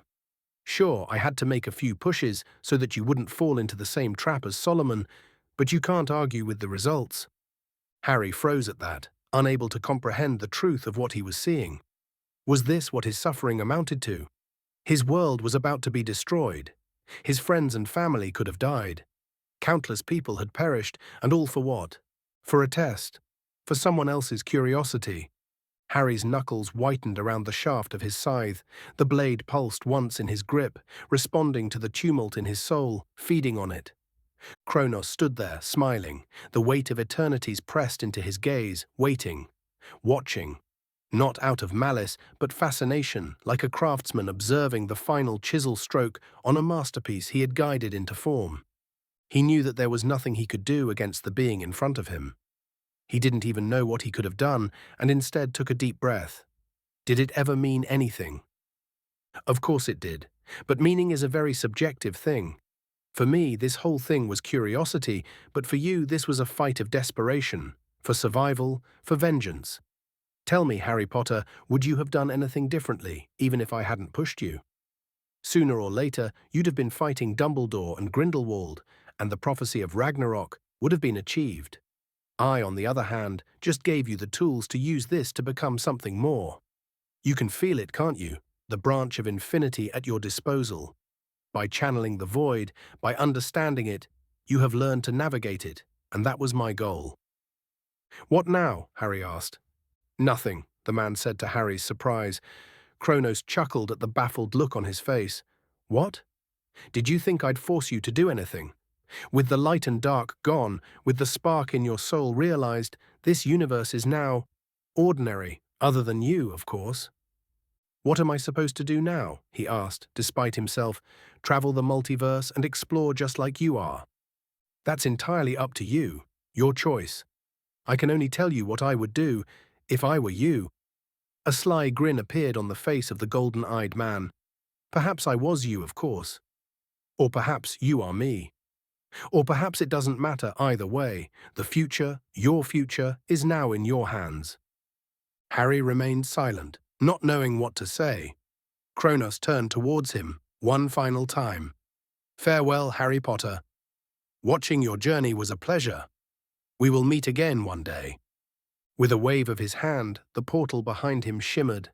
Space folded like pages of a book, collapsing in on itself, and with one last amused glint in his golden eyes, Kronos stepped through and vanished. Time resumed. The wind stirred once more, rustling the garden's leaves. A bird chirped. The sunlight, previously held mid-beam, spilt naturally again onto the grass. The strange weight pressing on reality lifted, as if the world had exhaled after a long breath. Harry stood still, scythe still in hand, staring at the space where Kronos had been. His heart was steady now. Footsteps approached behind him. "There you are," Daphne called, crossing her arms in an exasperated tone. "You vanished after telling me to get breakfast. Did you get lost in the garden, or were you having an existential crisis again?" Harry turned slowly, his eyes softening at the sight of her, hair mussed from sleep, her expression halfway between irritation and fondness. She looked so beautiful. He smiled. "No," he said, walking toward her, "I was just thinking." "Well, think faster," she muttered, grabbing his wrist. "Your tea's getting cold." Harry chuckled under his breath. He glanced once more at the sky, at the place where the portal had been. There were questions still, mysteries, paths stretching to infinity. But for now, infinity could wait. 466, Chapter 466, of Black Deeds. 22nd June, 1995, Athens, Greece. Arcturus Black hadn't wanted to be here, not really, in this safe house in Greece. It was a nice sentiment on Harry's part, a way to keep him safe from any reprisal from Dumbledore or Grindelwald. It was also a bit patronizing to leave him with the non-combatant families while the boy and even his girlfriend stood there to fight. He was a war veteran for Merlin's sake. Sure, he knew that he was far past his prime, and so was Sebastian, but hadn't he shown that he could still massacre a small squad of Lycans when he was supposed to be the one being ambushed in the first place? To be honest, Arcturus knew that the reason he felt so restless was because he didn't have much to lose, not anymore. He was growing old and had seen most of his family wipe themselves out with their own stupidity. Only Andromeda, her daughter Narcissa, and her idiotic son were left. Andromeda frankly wanted nothing to do with him, and he respected that enough not to approach her or her daughter, even if he kept tabs on them, ready to intervene if something ended up happening. Narcissa, on the other hand, had thrived after her husband's untimely death, something that he actually respected. She managed to use the sizable stipend he gave her and invest it in a few fashion stores in France. She brushed up on her enchanting and managed to weave some very delicate spellwork into very impressive silk, enough to cater to the rich and famous in the country. Arcturus did help indirectly by having Sebastian help her out and getting his wife to talk about a few of her stores publicly. Soon enough, business was booming, and there was life back into her previously dull eyes, which had slowly withered away during her marriage. Even her son, the brat, was getting better. Apparently not have access to an endless vault of gold, mixed with half of his old friends in Hogwarts abandoning him after his father's help had been a wake-up call, enough for the boy to learn a bit of responsibility and respect. Arcturus had asked Harry to arrange for them to be at the safe house with him, and had expected some pushback, given the boy's supposed rivalry with the Malfoy scion, but apparently he hadn't cared one bit and agreed. Then again, when facing the end of the world, these things didn't matter much. He had been nervous about Harry's plan, despite how brilliant it was. He would have been fighting the champions of the light and dark for Merlin's sake, and the Black Patriarch knew that even with all the preparations, the chances of victory were slim. And so, when Harry emerged victorious, and most of all uninjured, Arcturus was the first to celebrate. He wanted to kill both Dumbledore and Grindelwald for decades, and in the end, it was a boy who hadn't even taken his owls yet that did it. Everyone had reasons to celebrate, whether it was their survival, their freedom, relief that their loved ones survived the Battle of Nurmengard, and in Vlad's case, regaining his humanity. It was a real shame about Marinakis, really. Arcturus was an expert on curses, and even he had no idea where to begin analyzing this thing. It seemed to specifically tie itself in his magical circuits, and he knew that it was corrosive in nature. The Greengrass girl did a good job stabilizing him, but for all his faults, Gellert Grindelwald was a genius when it came to magic. Nevertheless, the night ended with them celebrating. Arcturus had even opened one of his most expensive bottles of fire whiskey. He had saved it up for special occasions, expecting to open it when his grandson, Sirius, finally became the family head. Since that never happened and Arcturus had very little to celebrate in the last decade, it had remained there, untouched, in his manor, and what better time to open it than after the apocalypse was just averted, and that the light and dark were finally gone, freeing the magical world. And as expected, Arcturus woke up the following morning, hungover and hungry, and yet with a smile on his face. He had no idea what had happened to the others. Vlad was probably passed out somewhere. He had gone a bit overboard, forgetting that his body's constitution wasn't as strong anymore. Still, Arcturus decided to have his breakfast and walk into the private dining room, after taking one of his hangover potions to freshen up. When he arrived, he saw Harry and Daphne murmuring to one another while eating a few omelettes, her parents glaring at them and still looking at an issue of the Daily Prophet. Oh, they must have figured out something about what happened, and they weren't happy. Arcturus had no opinions on the Greengrass family in general, but Cyrus Greengrass was pretty frustrating to deal with. The man obviously wanted to advance his house's influence at any cost, and had no qualms doing some underhanded things to get his way. He'd avoided the man since they arrived at this safe house, but there was no avoiding him now. Most of the guests in the mansion kept to themselves. Apparently, Marinakis had enchanted each wing for it to be separate. They hadn't wanted any potential trouble between the guests. Unfortunately, the Greengrass girl wanted to spend time with her family and had used Arcturus's presence to convince her father to go to the safe house. It was a clever trick on her part, but it was also extremely irritating for him since he couldn't exactly avoid the man. Not wanting to deal with the annoyance so early in the morning, Arcturus pretended not to see him perk up when he entered and sat down next to Harry. A cup of tea, just like he wanted, appeared right in front of him, and he took a deep sip. Merlin, bless house elves. They were almost worth having to deal with Cyrus Greengrass.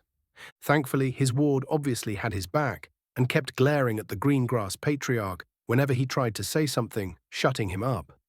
Eventually, Daphne ended up in a conversation with her sister, leaving them to speak with a bit of privacy. Arcturus quickly put up some privacy wards and spoke up softly, "Trouble in paradise." The boy rolled his eyes. Daphne's family read the newspaper and didn't like the world thinking that their daughter was dead. The Black Patriarch raised an eyebrow at that. This is what they have a problem with? Not her fighting off an army of vampires and having a body count in the thousands. Well, Harry answered awkwardly, they don't really know about that part. They just think we pretended that she was kidnapped and that she cut off communications for a day just to avoid her survival being leaked. God knows what they would do if they thought she was in any actual danger. We were hoping to speak to them first, but we got caught up celebrating. Arcturus snickered for a bit, then changed the subject slightly. I'll admit it, I had my doubts that this would have worked. But what you have achieved, Harry, is spectacular. The boy gave him a slight smile. I can say it now, but it was close for a few moments. And yet you won. But that doesn't explain why you're so lost in your own head. Harry froze slightly before relaxing. I suppose it just hit me all of a sudden. I feel like I did what I was always supposed to do. Everything, every moment in my life led me to this moment, and I did it. I won. Is it weird that I feel a bit lost? Not at all. I was much the same after the Great War. I fought for years, lost friends and comrades, and just like that, one day it was over. I went home and people acted like it never happened. I fought on a battlefield for years, aching for the fighting to end, and yet when I came home, I felt like I didn't belong, like I was empty. Melania was the person who filled that hole, and I believe young Miss Greengrass will do the same to you. Harry nodded absent-mindedly, and Arcturus continued, "You're not planning on telling anyone that you're still alive, are you?" The young man gave him a sad look. "Look, Arcturus, I know that I promised that one of my children would have the Black Crest, but—" The Black Patriarch waved him off. "Harry, you just arranged the deaths of two of the biggest threats to the magical world. You deserve a break at the very least. I guess I'll have to restart my search for an heir." Harry slumped in his seat in relief before retorting, "You don't have to look far. Either choose Draco Malfoy's or Nymphadora Tonks's lines. They're the real candidates here, even if you know it." "Andromeda would never allow me to speak to her daughter," Arcturus replied sadly. "And have you met the Malfoy boy? It's not Andromeda you need to convince, it's her daughter. She's a talented witch, and she'll take it seriously if you're upfront with her. As for Draco, he was a right ponce when he was younger, but he has time to grow into your favored heir. His father's death and his family's political and financial falls obviously shook him. The boy is looking for a mentor figure, now that he's all alone. You could do a lot worse." Arcturus took a deep breath. "I suppose. Are you sure I can't change your mind on the whole faking your death thing? It's the only way, then they can all forget me. I got too big, Arcturus, too noisy. Time to step back into the shadows." "And Daphne?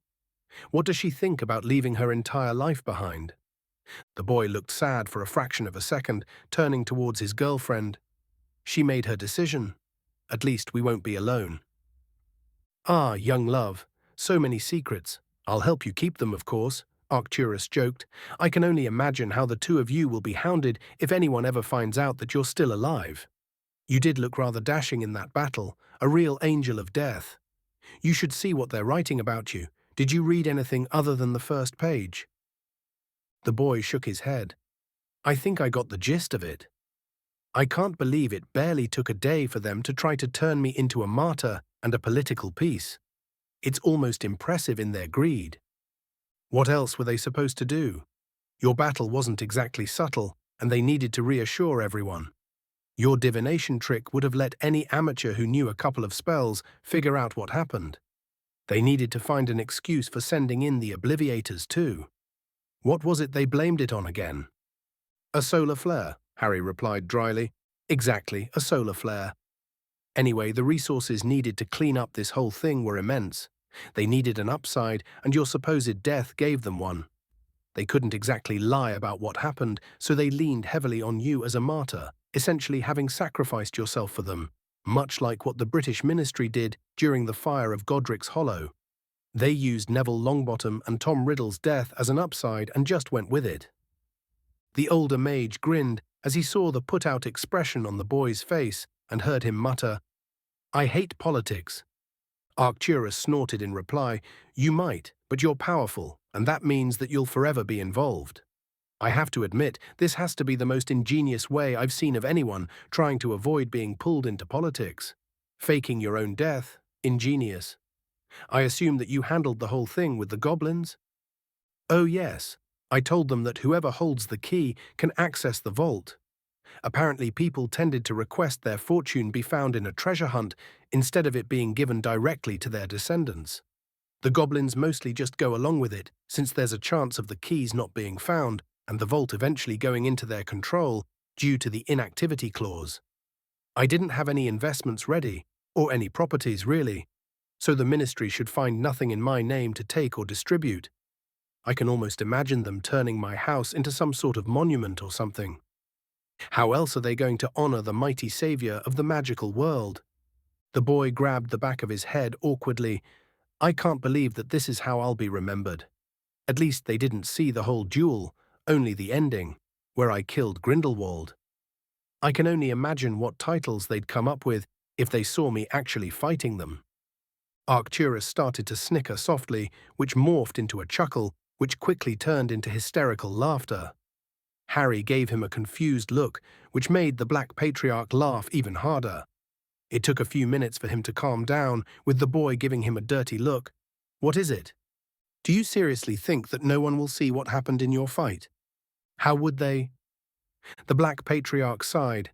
"Sometimes I forget that you never dealt with mercenaries or soldiers. There's a huge market for memories of battles. It's a very requested thing.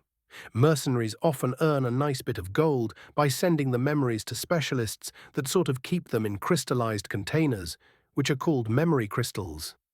I remember one of them from the duel between Dumbledore and Grindelwald, from miles away, ending up costing thousands of galleons.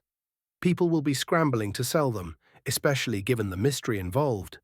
People will combine perspectives, even from muggles who had witnessed a fragment of the whole thing, to get a proper picture of what happened, and it will be worth a lot, to say the least.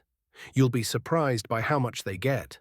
Trust me, in a few days, weeks at most, a bunch of memory crystals will appear all over Europe, and half the continent will know what happened, and a few days after, maybe even the entire world will know.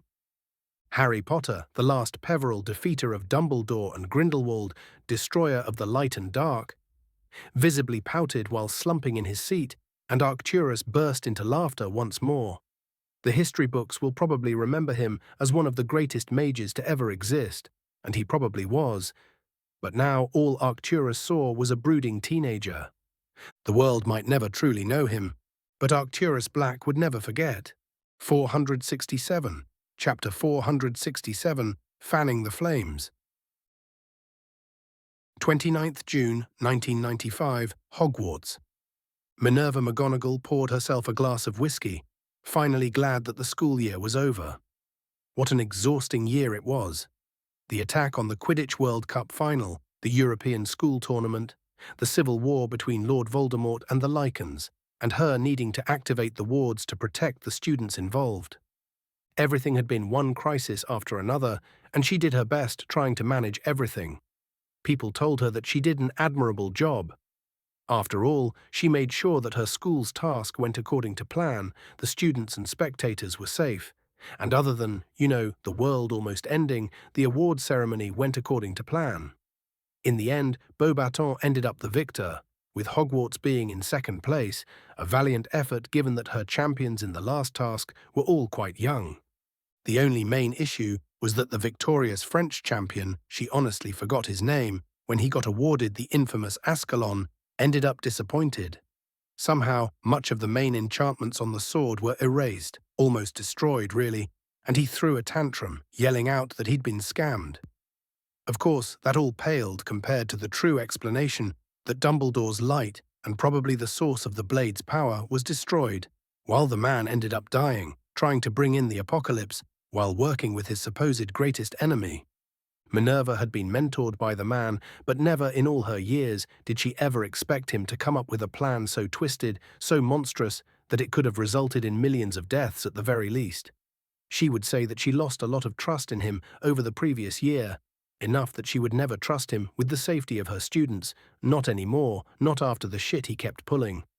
She had been annoyed with him trying to force his way to Hogwarts, with the ICW backing him for some agenda that she didn't even want to figure out. But to see how much had fallen, heard it from his own voice, it simply hit differently, and she learned to truly loathe the man. The worst of it was the fact that it was two young children who paid the price for it, Harry Potter and Daphne Greengrass. The boy hadn't ended up in her house, and wasn't that a surprise and a half, but there was no denying how brilliant he was. He had an understanding of magic that bordered on the prodigal. He could weave spells in ways that she simply didn't understand. It had been obvious that Albus wanted to gain some influence over the boy, who would have grown into a magnificent mage. The girl was remarkable as well, a very bright witch with a lot of potential, and they both died to oppose Dumbledore and Grindelwald. When people told her that she did a good job, she thought of these two, of Cedric Diggory, of all the children she had failed, and she couldn't help but feel the praise sour on her tongue. What did it matter if her students were safe when the price was paid by others, by children who should have been under her care? She raised her glass and stared at the swirling amber liquid, the reflection of the office lights catching the edge of her weary eyes. She had fought tooth and nail to keep Hogwarts afloat through a war it had no business being part of, but in the end it hadn't been enough. Not for Cedric, not for Harry, not for Daphne. She took a deep breath, downed the rest of her whiskey, and whispered into the silence of her office, "You deserved more than this. All of you did." She was about to pour another glass, only for someone to knock on her office door. She let out an exasperated sigh and answered loudly, "Come in." An anxious Phileas Flitwick made his way to her office, and she slumped in relief slightly. The half-goblin had been just as shaken about the deaths of Harry Potter and Daphne Greengrass. It didn't show, but the endless well of energy and patience he always had noticeably dulled in the last week. He walked in with a tired smile that didn't quite reach his eyes and held up a folded issue of the Daily Prophet like it carried the weight of a tombstone.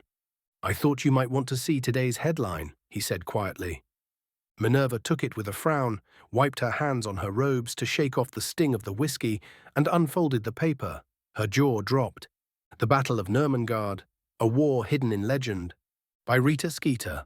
What began as a presumed duel between two fallen titans has now been revealed to be something far more, a war unlike any our world has seen in centuries.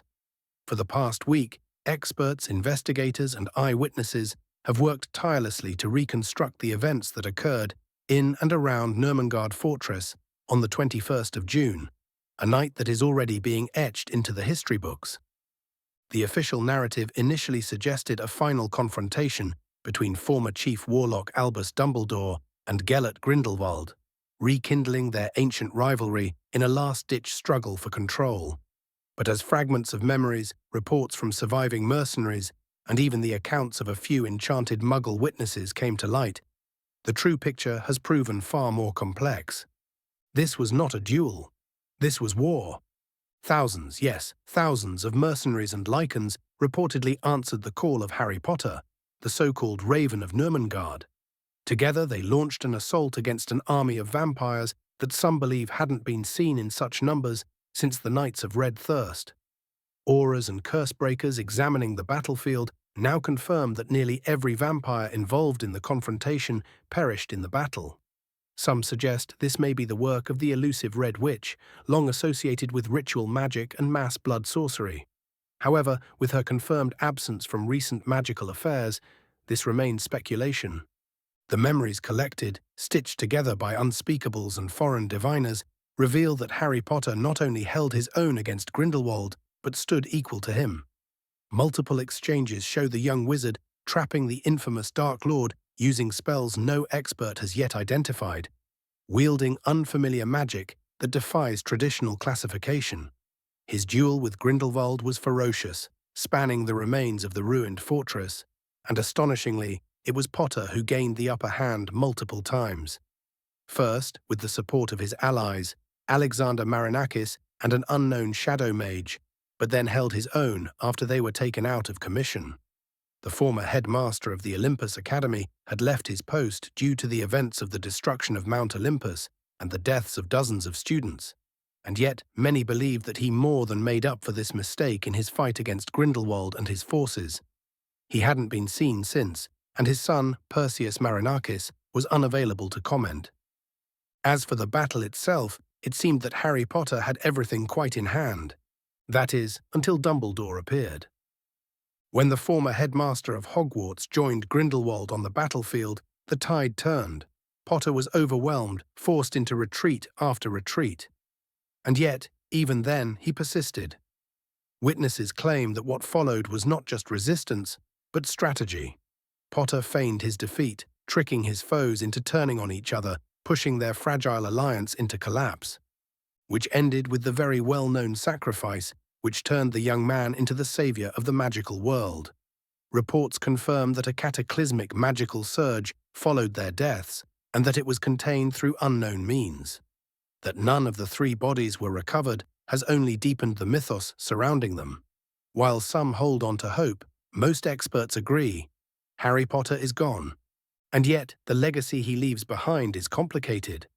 One of the most surprising revelations of the Battle of Nurmengard was the presence of thousands of Lycans fighting shoulder to shoulder with wizards and witches. long considered a dangerous and uncontrollable element of magical society, particularly after their bloody involvement in Lord Voldemort's second rise. Their coordinated role in protecting the magical world has prompted a reassessment across Europe. Led by the late Remus Lupin, a former Hogwarts professor and war veteran, the Lycans fought valiantly, bearing the brunt of Grindelwald's vampire legions. Witness accounts describe their battle formations, their discipline, and their sheer bravery in sacrificing themselves to hold the line. Lupin himself is said to have died buying Harry Potter enough time to make his move against Grindelwald. For many, this battle marks a turning point. Governments across the continent, including Germany, France, and Romania, have opened talks to formally recognize Lycan communities as legitimate citizens, with full magical rights. In Britain, Minister Fudge confirmed that negotiations are ongoing, but noted that Lupin's death has left a leadership vacuum among the Lycans. "We're eager to welcome them into our fold," Fudge stated, but until they appoint a new official leader, the talks remain preliminary. As for Harry Potter, while his courage was undeniable and commendable, it must be said, he was a teenager, not even of age, wielding magic that shook the heavens. Some ask, how did he get so strong? Who taught him? Who watched over him? Others simply ask, what if he hadn't been on our side? The ICW has issued a formal statement praising Potter's bravery, but also notes its concern. A mage of such magnitude, with no oversight, no training institution, no political accountability. This cannot happen again, one representative from the Spanish delegation noted. Another German representative further explained why this show of power had so many complications. That kind of power always has had a price. We do not know what price Mr. Potter paid, and while his sacrifice is valiant, there is no proof that it didn't have any untoward effects on him. We cannot know, but this sets a bad example to young mages all around the world, which is extremely worrying. Still, there is no denying it. The world has changed. Not just because the light and dark are no more, not just because the vampire clans were wiped out in a single night, but because a boy rose alone and saved us all, and as many across the magical world travel to Hogwarts to pay their respect one last time, for the coming funeral in Hogwarts, one question is quietly spoken more than most. What could Harry Potter have become had he been allowed to truly shine? We shall never know, but one thing is for certain. The world he left behind will never be the same. The headmistress read the article twice. She wouldn't have believed him normally, but the moving image of Harry Potter seemingly holding Grindelwald captive in some odd sphere that seemed to distort everything around it. A form of magic that she had never heard of before. In this moment, he didn't look like a teenager, but the very image of the savior the ministry wanted to show to the world. She had found the whole thing distasteful. The way they were using the poor boy's death to calm down the hysterics of Dumbledore and Grindelwald, almost destroying the world. It was conceivable that the boy could trick them, or come up with a way to trap them, but not actually fight them directly. And yet, he did. It was a bit humbling that she had someone like him in her classroom, a student who used magic that she didn't even recognize, who had enough raw power to put her to shame. She had known that he was tricky, that he was extremely clever, but nothing truly prepared her for this. Without even meaning to, she muttered to herself, "Merlin." The charms master, whose presence she had completely forgotten, chimed in with a comforting tone, "I know. It's not a hoax even. I have a few contacts who managed to purchase one of the memory crystals at the event." It was barely a single perspective of a mercenary that apparated away in mere minutes after the fight began, but from how they described it to me, if anything, this is watered down. "Do you even recognize this spell?" the Transfiguration Mistress asked. "Not really. It's obviously an innovation of his. If I had to guess, it would be a very clever adaptation of the spatial expansion charm, but that would be like comparing the sun to a flame." Minerva didn't know what to say to that, and so she muttered, mostly to herself, "At least he will be remembered for the remarkable young man that he is." Flitwick nodded solemnly, his eyes soft with a kind of quiet awe. "He will be," he agreed. She folded the paper with deliberate care and placed it on her desk. "I suppose he was never meant for the ordinary," she murmured. "No," Flitwick whispered, "he never was." They stood in silence, the ticking of the enchanted clock the only sound in the room, a silence that Flitwick soon broke. "I almost forgot. The preparations for the funeral are progressing," he said gently. "We've had confirmations from almost every European ministry, and even a delegation from Macusa is arriving. I dare say it might be one of the most attended funerals Hogwarts has ever seen." Minerva sighed, rubbing the bridge of her nose. "Of course they are. Fudge wants a spectacle. Something grand and glorious to show off Britain's resilience, how we nurtured a hero and stood tall in the face of annihilation. It's all about image." "At least Hogwarts is regaining some of its prestige," Flitwick offered, trying for optimism. "I overheard a few foreign educators at the ICW mentioning how impressed they were. Our showing in the tournament was enough to put us back on the map, but having Harry Potter among our students, well, it says something about the kind of brilliance this school can foster." Minerva gave a weary nod. He wasn't wrong. Their performance during the tournament had been enough to silence critics expecting an embarrassing defeat, but it was the name Harry Potter, the Raven of Nurmengard, that now carried weight across continents. She'd already received 2 separate owls from the Department of Magical Education, each outlining increased funding and greater autonomy in structuring the curriculum. The same people who once vetoed her proposals, calling her nothing more than Dumbledore's replacement, were now championing her ideas. Magical research electives were being reconsidered, especially with so many mastery holders being interested in teaching in Hogwarts once more. And there was talk of reinstating experimental spellcraft labs for 7th years. She had asked that one on a whim, really. And they just accepted it, despite the extra funding it would need. She was finally taken seriously as headmistress of Hogwarts, not just a placeholder until they found someone better. And it felt hollow. "I should be grateful," she murmured, almost to herself. "I am. He's done so much for us. But I wish the cost hadn't been so steep." Flitwick didn't respond, only offering her a look of understanding that didn't need words. Her gaze drifted to the window, to the sweeping view of the grounds beyond. The black lake shimmered under the late morning sun, its surface placid, reflecting the shadow of the tree Harry had always seemed fond of, spending hours there alongside Daphne. She saw the ministry's proposal sitting on her desk, plans for a monument in his honor, a statue most likely, or perhaps a magical painting. She hadn't signed off on it yet. But now, watching the tree sway gently in the summer breeze, she thought perhaps that would be the perfect place. It felt more personal in a way, honoring the young man he truly was, instead of the savior everyone seemed to worship lately. And yet no monument or honor could change the truth. There would be no more Potters. The line had ended. She could only hope that James Potter had found his son at last, somewhere beyond the veil, meeting the boy he never got to hold. She wiped a small tear from her eyes and pushed away the newspaper. After all, she had a school to run and a funeral to plan. 468, Chapter 468, A Legacy Reborn. 29th June, 1995, Athens, Greece. Perseus Marinakis sat alone on the balcony, high atop the white-stoned spire of his father's safe house, watching as the first rays of dawn spilt over the distant hills and bathed the city of Athens in gold. On the other side, the sea stretched endlessly, dark blue waves shimmering into silver as the sun slowly climbed.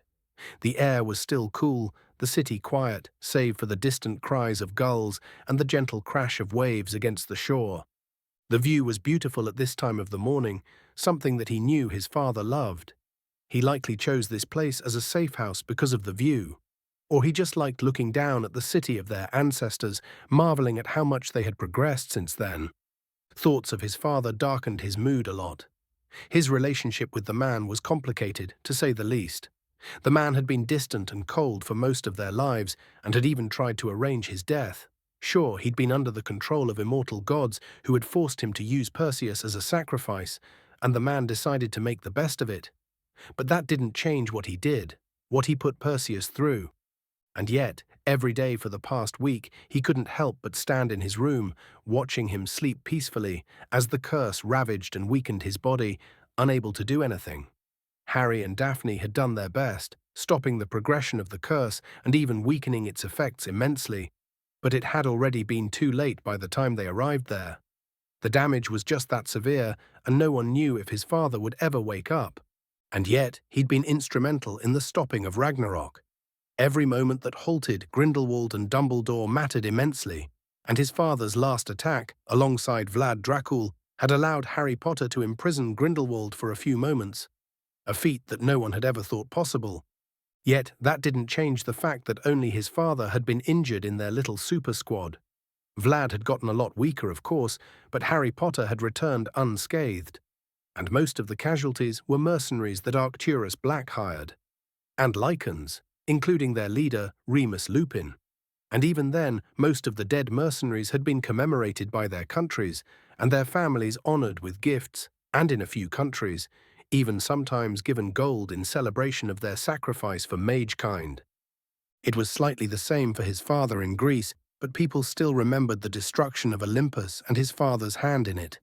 Perseus might clear the air slightly, blaming the whole thing on Dumbledore and Grindelwald, rightly so, but that didn't change the fact that the chances of death were high on that count. He could argue and clear his father's name, but it didn't seem to be worth his effort, as the man was too injured to even appreciate it. Instead, he invited a small legion of healers from all over the world to see his father, and all of them couldn't even make heads or tails of it, even the ones specializing in curses. They all asked who managed to stabilize him, as it seemed like a small miracle to them. Yet Perseus remained silent. A small part of him had wished that Harry and Daphne had messed up, intentionally or not, to fail to save his father, but that was the final nail in the coffin. He had tried to ignore the dark thoughts swirling around in his mind, but it was getting harder and harder to do every day. He was angry, he wanted to blame someone, anyone, but he couldn't find a culprit, not anymore. A voice spoke up behind him.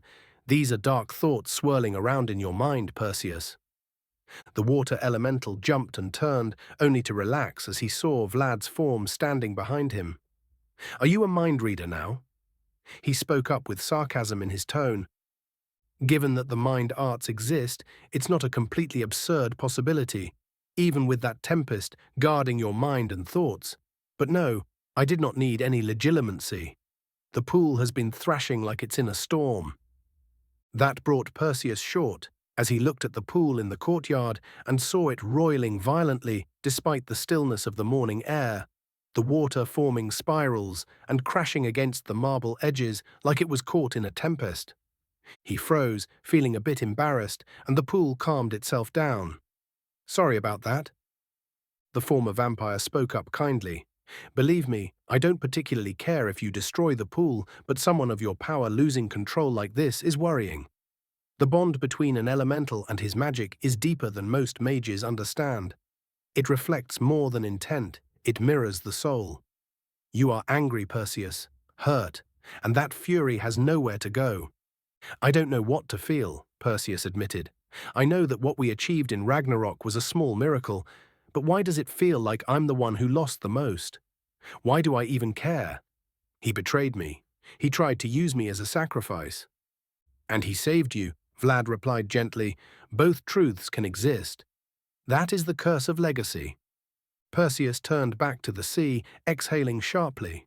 The waves glinted beneath the rising sun, almost mocking in their serenity. "It just doesn't feel fair. Everyone else got their moment, their recognition, their peace, and all I have is this." "You have much more than you believe, child. Your father might have failed you many times, but your world does not revolve around him. You seemed quite attached to that British witch you invited here. Grief and rage are all anchors, which could eat you from the inside if you do not manage them, enough that it could even end up destroying whatever chance you have at happiness. Oh, Angelina." Thoughts of her calmed his mind. He didn't know if his feelings towards her came from just the life debt she owed him when they met in Olympus, but stopped caring a while back. She was easy to talk to, didn't judge him for what his father did, and most importantly, didn't care about his strength. The time he spent with her before Ragnarok was some of the best in his life. It felt so freeing, and after he had withdrawn himself because of his father's injury, she stayed with him until she had to leave alongside her parents. He had asked her to give him time, but he felt so lost. Everyone left the safe house by that time, ready to continue their own lives, while he stood still, with just Vlad as his companion, Despite it all, I don't know if I can forgive him. I'm not even sure I want to. Vlad gave him a sympathetic look.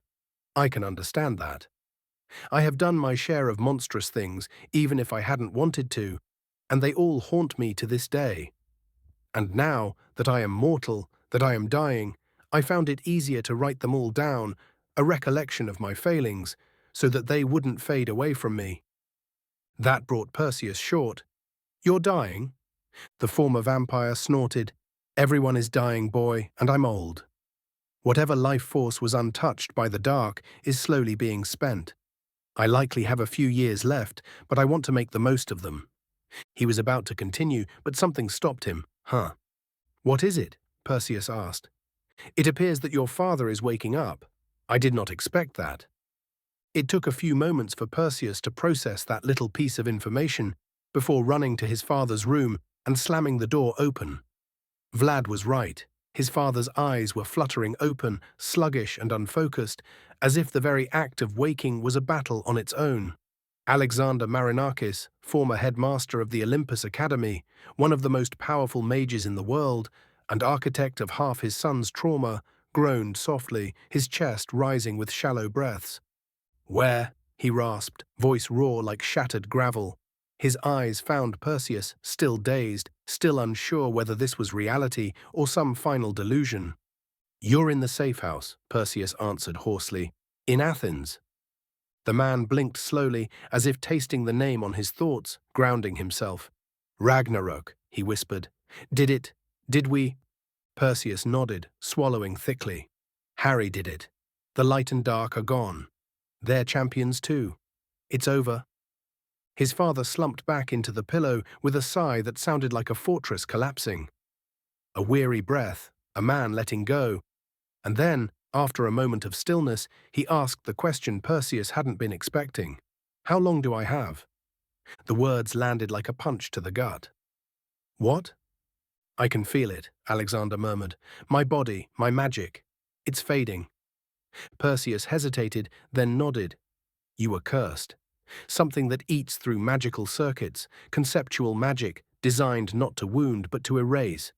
The only reason you're still here is because Daphne Greengrass stabilized you. She kept your magic from being completely infected, and Potter somehow diminished the curse's effect. But too much was already taken. Gellert Grindelwald could be vicious like that. At least the bastard is finally dead, his father finished. I brought the best healers in the world, paid them a small fortune each, but they all arrived at the same prognosis. Your pathways are blocked, the damage was too deep. Your magic is trying to rebuild what's broken, but everything it repairs starts failing again. The circuits atrophy, making whatever healing your magic can do slowly fade away, a slow collapse. Alexander nodded grimly, the acceptance settling in his eyes. It's fine. I knew what I was walking into. I entered that fight knowing it would probably be my last. His hand trembled slightly as he reached for the edge of the blanket. If this is the price, then it was worth it. Perseus turned towards him and asked pleadingly, Why did you knock me out, Dad? Why didn't you let me fight? I could have helped. I could have saved you. You would have died, the former headmaster spoke up with absolute conviction. You're a brilliant young man, more powerful than most mages could ever dream, and with potential that surpasses my own, but you are inexperienced and still haven't mastered your magic. I fully know what you're capable of, and you wouldn't have lasted a minute against Grindelwald. Perhaps in a decade or two you would have been able to hold your own, but not now. Harry Potter seemed to manage it easily enough, Perseus argued. Harry Potter is a freak of nature who commands magic like a composer does an orchestra. He also had the privilege of having a prophecy backing him, and not any prophecy, but likely the strongest one in existence. Things might have turned out differently if he weren't the hero of Ragnarok, or maybe things would have remained the same. I do not know, but that doesn't change the fact that you were not ready. A part of Perseus wanted to protest, but he had to accept his father's judgment on this. Looked at his father, a pale, broken man who could barely speak, and he added weakly, I fought against the vampires easily enough. I could have helped without fighting directly. I could have been of use to you. You're my son, Perseus, not a weapon. Perhaps you could have helped. but I couldn't bear the thought of you dying on a battlefield. I just couldn't." That struck the young mage speechless. Perseus sat frozen in place, the weight of those words pressing down harder than any argument. He had once ached to hear these words, which other children received and often took for granted. "I failed you in more ways than I can count," his father whispered, more to himself than anything else. "But not this. Not this. I saved you, and I would do it again." Perseus lowered his head, a dozen retorts dying on his tongue. There was so much he still wanted to say, questions, accusations, grief knotted into guilt, but all of it felt meaningless now. "Why now, Dad? I have waited years for you to say this." When a man is dying, he sees the world for what he truly is, and you, Perseus, are my legacy, my greatest pride, and perhaps I hoped that my words would help ease your mind a bit. I can see the anger in your eyes, like a storm ready to swallow everything in your path. "It's just not fair," Perseus whispered. "Life rarely is fair, my dear boy. We all entered our battle, knowing that it might be our last, and none of us did anything untoward. We fought with everything we had in that fight. Just as I am injured, anyone else could have suffered the same fate. In a way, I am happy that I am the one injured. I have done things, unforgivable things, to you, to my charges, all in the name of freeing my people from the Olympians. Perhaps dying to stop the apocalypse will atone for my sins."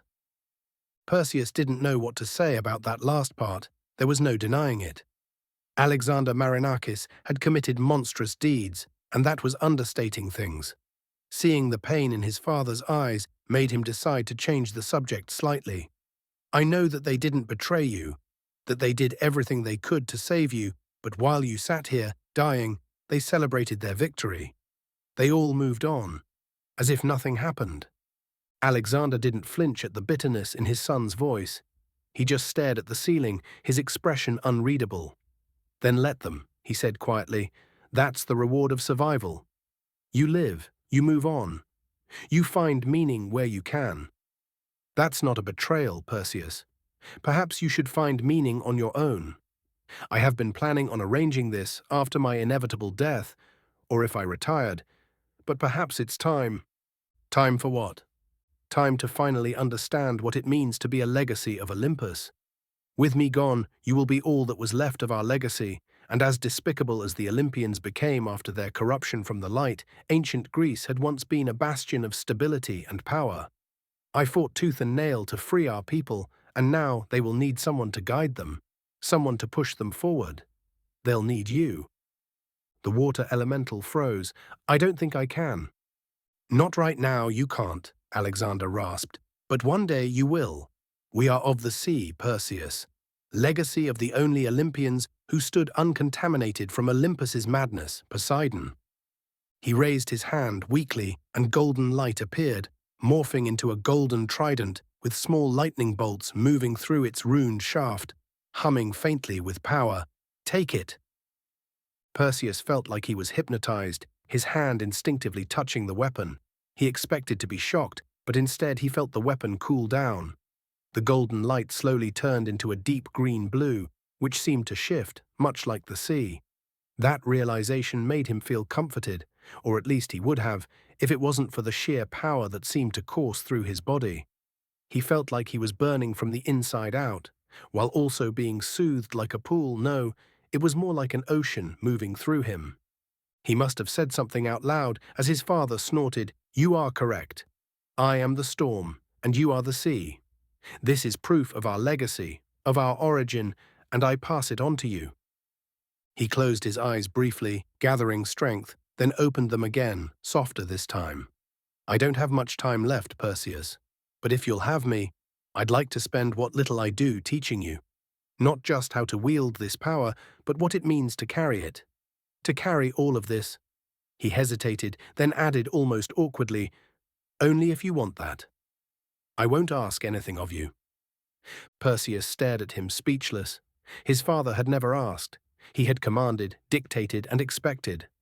But this was different. He looked down at the trident in his hands, its deep green-blue light still shimmering faintly, like sunlight on water. For the first time, it didn't feel like an obligation. It felt like an offering, and so he nodded. "I'd like that," he said quietly. "I want that." Alexander smiled, just barely, but it was real. Something old and weary in his face finally loosened, like a tension he had held for years. "Thank you, son." The anger in his chest was still there, but it had changed. It wasn't aimless anymore. It had edges, purpose. He sat beside the bed, not as a son looking at a dying father, but as a legacy being passed from one pair of hands to another. And for the first time since the battle ended, Perseus felt like he knew what to do next. The sea had always moved forward. Now so would he. 469, Chapter 469, A Glimpse Forward. 15th January 2001, Hogwarts. Sarah Shafik ran from the Gryffindor boys chasing her. They hadn't liked the fact that she'd gotten praised in Professor Flitwick's class. When she'd come to Hogwarts, she never expected it to feel so lonely.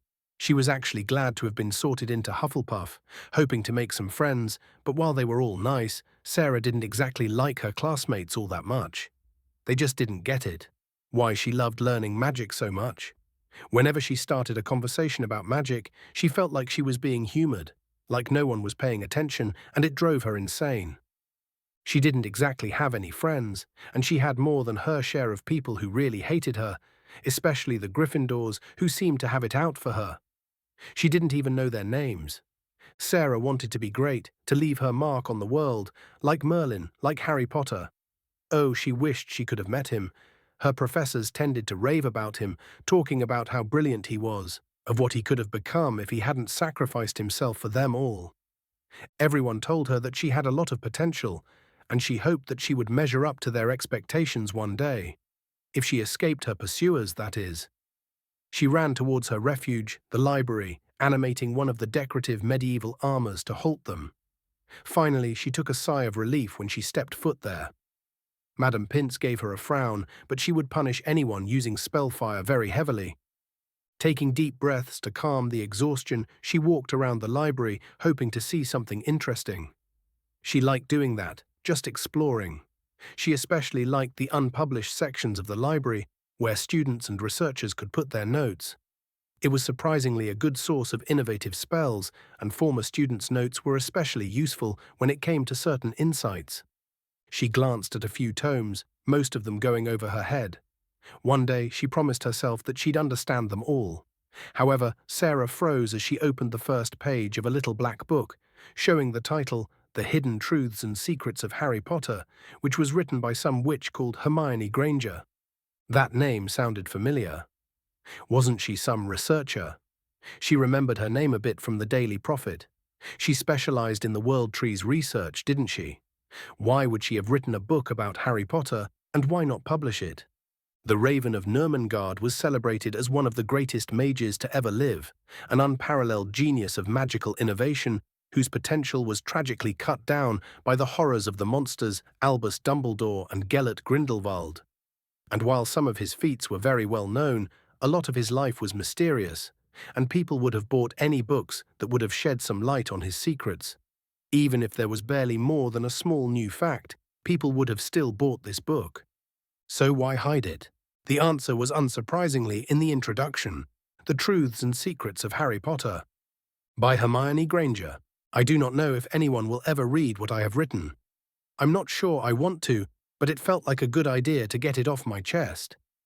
I have no wish to publish this book, or even spread its contents.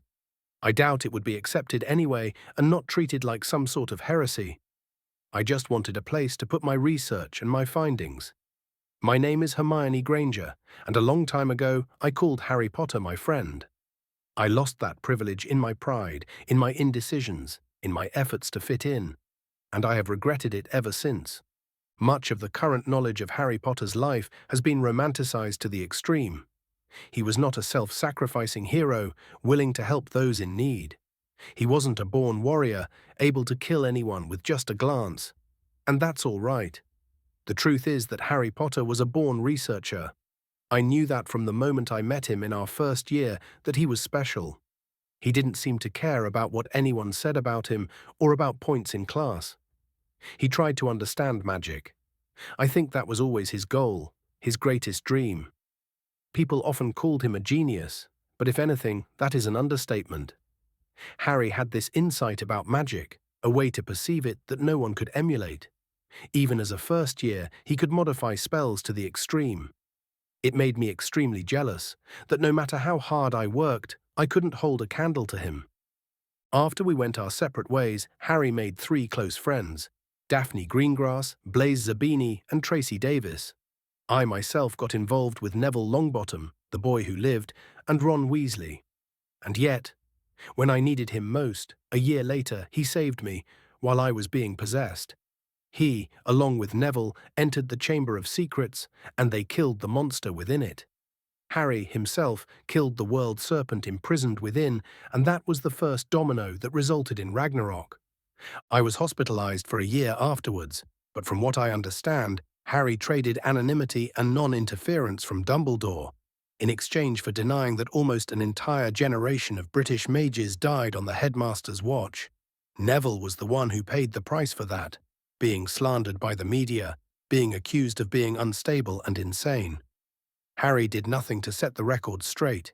He just let it happen, selfishly coming to an agreement with his enemy to buy himself some peace of mind. People often assume that Harry was always some selfless hero, and while he did sacrifice himself for our survival, he was also quite selfish and merciless when he felt like he needed to be. I am not saying that he was evil, merely human. People often tried to know why he and Albus Dumbledore clashed. People often assumed that the former headmaster of Hogwarts was some sort of evil mastermind, and while he tended to behave this way, from my investigation, he appeared more akin to a man obsessed with order and safety than an evil man, and that sometimes he accomplished his vision through some very dubious means. It doesn't excuse his actions, but it does shed a certain light on the man's motivations.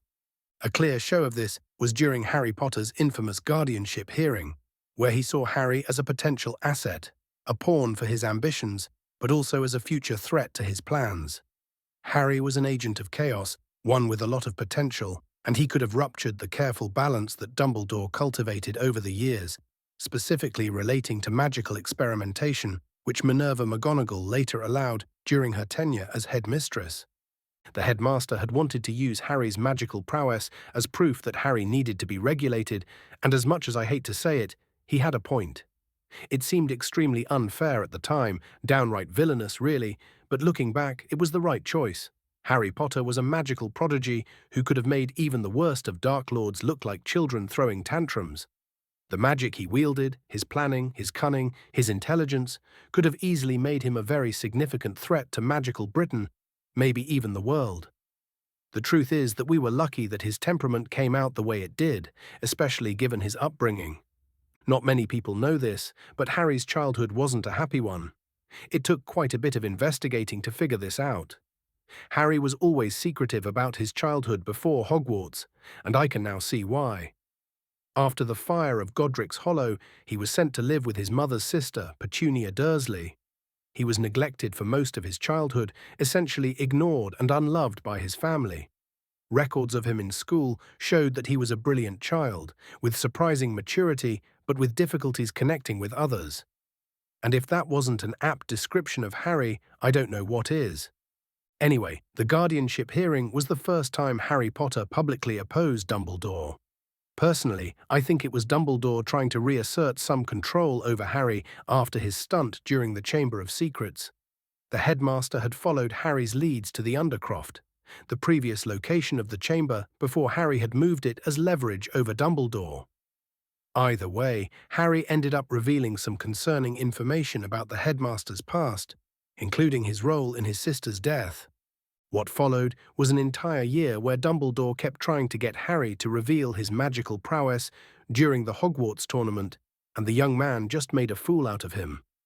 I was missing for most of the school year, but from what I could gather, this severely messed with the public perception of Dumbledore, enough that the man decided to arrange the boy's death during one of the tasks, which got him banished from Britain. This year also marked the destruction of Azkaban, which is now known to have been the work of Gellert Grindelwald, given the presence of elder vampires at the scene. Most people believe it to be a mystery, but what people call the Battle of Hogsmeade was likely won by Harry Potter's efforts. It took me some time to find a few spores of plants that seemed to have released the aerosol that took out the Azkaban escapees and Greyback's pack when they decided to attack Hogsmeade. This traces back to the Greengrass family magics, and people obviously know of Daphne Greengrass's relationship with Harry. I admit to not knowing for sure how Harry expected the attack and how he prepared for it so completely, but I believe it to be either the work of a spy in the escape inmates' ranks or some form of divination, which I believe Harry could have been proficient in. We will likely never know for sure. His involvement in the Quidditch World Cup's attack was far easier to claim, having battled many of the attacking vampires before escaping. Which brings us to the European School Tournament, which is now often called the Potter Tournament in passing, where Harry ended up revealing some of his skill during the first task and aided his teammates to victory in the second one. This also marked the official beginning of Ragnarok, with Harry somehow realizing that Dumbledore and Grindelwald were destroying prophecies to power their ritual, something that researchers today are still unable to fully grasp. From the looks of it, his investigation had seemingly been halted in Durmstrang, where he ended up disappearing for a few months. Very little is known about what happened, and I wasn't able to secure an invitation to the fortress to be able to get a clearer idea of what happened. What I can say is that Harry's return occurred before the official announcement from Arcturus Black, likely due to his interference in the task in Greece. I am unsure of the specifics as I was stuck in Hogwarts with the rest of the students my age at the time, but I always found Carmichael, one of our champions, to have acted and made plans that reminded me of Harry. This was supported by the fact that Daphne Greengrass had stopped grieving and entered the tournament. As I do not need to mention, this resulted in the destruction of Mount Olympus. But it isn't well known, but this was also the day the Red Witch perished, or as I knew her, Lily Evans, Harry's supposed dead mother. I theorized that the blood mage seen during the Battle of Nurmengard was Daphne Greengrass, who I know for a fact had studied under Lily Evans for a few months, and could have crafted the blood ritual that wiped vampires from the face of the earth. Of course, I am not writing this as a way to detract from Harry's achievements, and I am happy that the world didn't end. But the point I'm trying to make is that Harry wasn't some god. He wasn't some incorruptible hero. He could be petty at times and slow to forgive. He was definitely dangerous and played with magic that would have terrified the masses. He used soul magic to bind me in ways that I still feel to this day. To be fair to him, I went too far, but the boy who was once my friend had looked at me with no mercy in his eyes, and it terrified me to my core. He was a flawed man who was just as obsessed with destroying Dumbledore and Grindelwald as they were with the greater good. He was also extremely secretive, and his actions can still be seen to this day.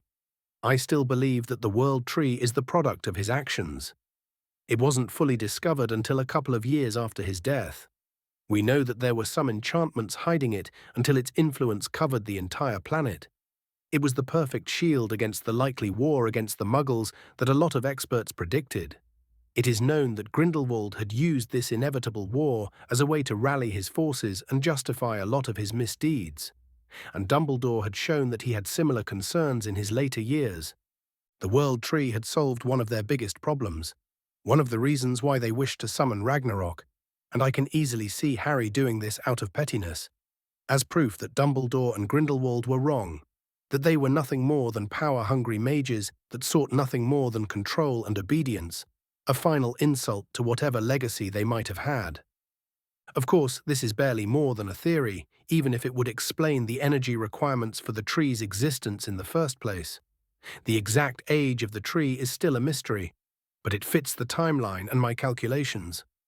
All in all, Harry Potter was a brilliant young man, but he is far from the godly figure that most people worship.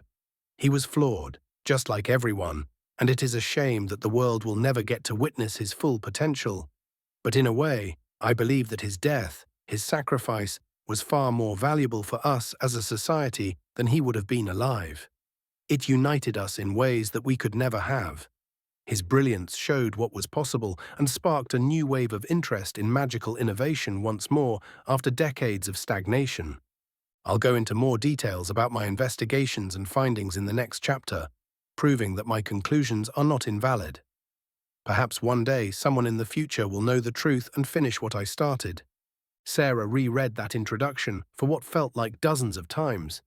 It seemed so unreal to have such a negative opinion of Harry Potter. No, calling it a negative opinion was too much. It made him feel more human, more prone to mistakes, and that contradicted everything that she had ever read about the legendary figure. The rest of the book was mostly her findings. Sarah skimmed most of it, and while a few arguments were a bit fragile, a lot of it made sense if they were true. She had always wished to be like Harry Potter, to be celebrated like him, to have everyone respect her. The curiosity was too much, even for her. There was one way to see if this Granger woman was telling even a smidgen of truth. That wasn't impossible for her to manage, and that was finding the Undercroft room that it talked about. It took a couple of hours of her sneaking out after curfew, looking around the Slytherin common room, until she found it. She found the clock where it was exactly described, and with her heart pounding, she pointed her wand at it, willing it to open. The gears started to turn, and the artifact opened up like a doorway, revealing a hidden room inside. She gaped as she looked at what was inside. It was as large as a common room and filled with portraits, tapestries, and books. It was a repository of forgotten lore and powerful enchantments that Sarah would have loved to devour in her own time. Sarah walked around for a bit, marveling at her discovery. Harry Potter had once been here, in this place, slaying the world serpent. Right as she entered, something weird caught her eye. There was a painting that just didn't fit with the rest of the room.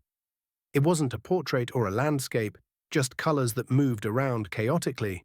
No, it was more like they were appearing in and out of existence instead of moving around. On the bottom, she found a few gears, which she played around with. She turned a few of them and noticed that the painting seemingly shifted with them.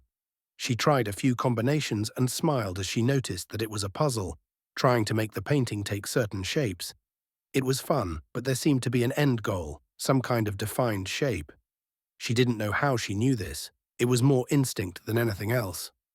In the end, Sarah managed to make the painting have the shape of a raven, soaring. She smiled in success, but froze as she heard a click. The painting opened like a doorway, and she froze as she entered. She found herself in what must have been a magical workshop. There were a few boards with runes written on them, dozens of tomes and notes, and a few gems pulsing with magic. Sarah kept staring until an illusion of a young man appeared in front of her. "Welcome to my workshop. My name is Harry Potter, and I created this place in my second year at Hogwarts, I believe. I moved on from it over the years, but this was quite nostalgic. If you're seeing this, then I'm probably dead. That's all right. I've known about this possibility for quite some time, and death is something that no one can avoid, not all the time. Anyway, if you manage to solve my little puzzle, then perhaps you have what it takes to be great, to learn to master your magic. Don't be so excited. I removed most of my personal magic research from this place, and instead, it will have enough theory to guide you into learning your own, creating your own spells, and maybe even a new field of magic. You may do with this place what you wish. I only ask that you do not spread its knowledge too much. Then again, I'm a bit too dead to care." The young girl remained frozen, unable to comprehend. She had seen photos of Harry Potter before. She was in his workshop. She was in Harry Potter's workshop. She heard Harry Potter talking to her. Sure, it was an illusion, not the real thing, but she really did. She wanted to squee in delight, but controlled herself and just murmured, "Thank you." The illusion smiled slightly. No, Sarah, thank you, and good luck on your journey." And just like that, Sarah's face paled. This was a recording, not an actual painting. How had it known her name? Sarah's breath hitched as a chill crawled down her spine. It had spoken to her. By name, she took a shaky step back and glanced around the room, heart pounding in her chest. No matter how she turned it around in her head, there was no good explanation. Did he know somehow that she would be here even after his death? Sarah exhaled slowly, her fear shifting into determination. If Harry Potter had truly left this behind for someone like her, then she wouldn't waste it. Not a word, not a lesson. She was going to find out the truth. She was going to master this place, and one day the world would whisper her name the way they did his. 470, Chapter 470, The Last Song. 17th June 2005, Cornwall, Britain. The weather really was beautiful for a day in June. It wasn't exactly a surprise, since Harry was the one who manipulated the weather to be this perfect. A small gift for Daphne, who had wanted this day to be perfect. He had to admit that the view was beautiful. The hill sloped gently beneath his feet, soft grass bending under the summer breeze, overlooking the Cornish coastline like something pulled from a painting. The sea stretched into the horizon, waves rolling lazily onto the golden shore, glinting beneath the sunlight he'd shaped just for today. The sky above was clear, impossibly blue, and the salty tang of the ocean mixed with the faint scent of wildflowers growing nearby. Lanterns hung in the air, charmed to drift slowly, casting a warm, steady light that danced with the wind. It was peaceful, the murmur of laughter, the soft notes of a violin warming up, the sound of children running in the grass. It truly was a beautiful day. Daphne stood next to him, her eyes leaking small tears, and he casually opened his hand, creating a small magic circle, conjuring her a handkerchief. She gave him a slight smile and wiped her eyes. "Thanks, Harry. I'm sorry I'm such a mess." "You have every right to be. You spent your entire childhood not believing that this day would come." She stayed silent at that, probably not seeing the point in saying everything. After all, Harry knew that he was right. He didn't expect her to hold her composure. After all, she'd been told for most of her life that her sister's time was barely more than a ticking clock. It had driven most of her ambitions for years, hoping to be a healer or curse breaker to save her life. She had confessed to him that she kept fearing that the curse would return one day, that it was all just a temporary measure. They had removed the damn thing over a decade prior, and now Astoria glowed without any signs of weaknesses and stared at her groom on her wedding day. Of course, the fact that the groom was Draco Malfoy still made her irritated. She could do better than him, though. Harry snorted. "Daph, if you had your way, no one would be good enough for your sister. They love each other, and you have to admit that he has changed a lot since our Hogwarts days." She grunted non-committedly, and Harry really wanted to burst into laughter. She had spent over 3 months in a row just spying on the poor boy day and night. Harry had been sort of dragged into it. Honestly, Draco had grown up a lot since then. He apparently had a mind of business since he shadowed his mother's shops before his majority. When he got access to his family vault, he started investing in a lot of shops in Diagon Alley, spending most of his time managing them. He even started to expand into the rest of Europe, with treacherous helping him out a bit. They hadn't seen anything worth being concerned about, and the boys seemed to purposefully avoid politics. There were some awkward moments, which Harry was still trying to remove from his head, but overall, the Malfoy patriarch had gotten their approval, very reluctantly in the case of Daphne. "I know," the blonde sighed. "It's just that she'll be busy now with her new life. Probably have a few children." Harry immediately knew where she was coming from. After Daphne finished her education in Beauxbatons under a false name, she joined him as a curse breaker on a lot of expeditions. They traveled everywhere, explored the traces of every lost magical civilization they could find. The various forms of magic they encountered were a huge boon for Harry's exploration of magic. It was far better and more productive than staying in a dusty room studying tomes written by people who barely understood concepts, or something was outright incorrect. Honestly, Harry's notes on most magics were probably more dangerous than any artifact in the world. Still, whenever they took breaks between expeditions, they spent the most time with Astoria, telling her tales of what they found and their adventures. Most of their friends, the ones who knew about their survival, moved on with their lives. They sort of grew apart. Blaise and Tracy just felt like strangers after so many years, and Perseus and Angelina got married and were busy with their daughter. They visited Arcturus, who looked very good for his age from time to time, but it just wasn't the same. Daphne's parent had gotten a bit cold since the whole faking their deaths thing, and knowing that they couldn't do anything about it without sounding insane. That meant that Astoria was probably their last connection to the world. She'd even been Daphne's maid of honor during their wedding. This was more than just her sister moving on. This was the last tether to this place being snapped, and she knew it. "She's living her life, Daph. You always knew that you'd need to let go eventually." "I know, but she's just my little sister." Harry didn't answer and just watched the ceremony take place without anyone even noticing them. He didn't expect the world tree to have been that powerful. He thought that it would have been more like a notice-me-not charm when they looked at them, but it acted like a Fidelius charm of all things. People just knew, deep down in their souls, that Harry Potter and Daphne Greengrass were dead, and nothing would tell them otherwise, even if they stood right in front of them. Daphne leaned her head against his shoulder, her fingers laced tightly with his. They stood there quietly, watching as Astoria and Draco exchanged vows in the sunlight, golden rings glinting, the murmur of the officiant lost beneath the breeze. "She's radiant," Daphne murmured, her voice low and uneven. "She really is." Harry squeezed her hand, just like her sister was on her wedding day. Daphne gave him a tired smile, eyes still wet, but brighter now. That was different. We didn't have the big ceremony, just a tree, a lake, and barely more than a dozen people there. I think my mother wanted to throttle you. "Hey," he protested, "it was romantic." "Maybe, but that doesn't make up for how you proposed, you ridiculous man." "I stand by that proposal," Harry whined. His wife gave him an unimpressed look. "You literally threw the ring at me and shouted, 'Catch, I'm proposing.'" "I only shouted because of the noise," he protested. "That noise was an Aztec temple collapsing behind us, and I caught it before I even realized that you were asking me to marry you. How was I supposed to know that the idiots imprisoned a demon in their temple? And you have to admit that as far as proposals go, this one is far more memorable than some dinner in a fancy restaurant," he said, grinning like it was some sort of win. Daphne groaned into her hand, but her lips were twitching despite herself.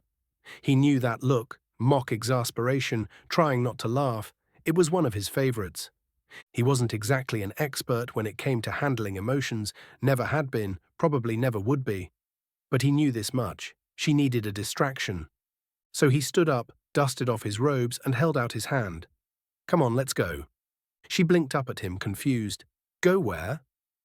Harry gestured vaguely toward the soft music playing below. "Let's dance." Daphne frowned. "Harry, you hate dancing." "I do," he admitted while grinning, "but come on, you deserve to dance at your sister's wedding." That earned him a soft smile. Daphne slipped her hand into his, letting him pull her down the hill toward the clearing where the grass was already flattened by dancing feet. As the music rose around them, muffled by magic but still clear enough to follow, they stepped onto the edge of the clearing. No one turned to look. No one noticed the man who'd saved the world or the woman who'd helped him do it. The enchantment of the world tree still held strong.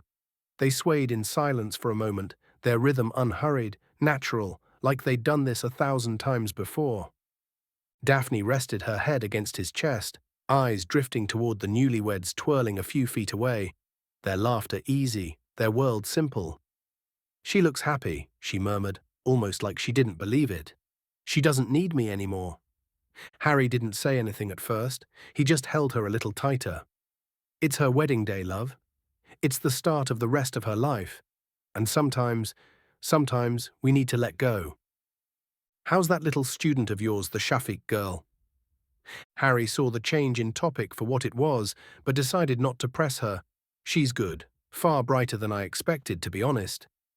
I'm mostly leaving her to her endeavors, but I like to check in on her every now and then." "You're not planning on revealing yourself to her?" "What would be the point?" Harry replied, "The whole goal, in my opinion, is to have her create her own magic, understand it, and grow with it. It's why I only left the bare minimum in terms of instruction and filled it mostly with magical theory.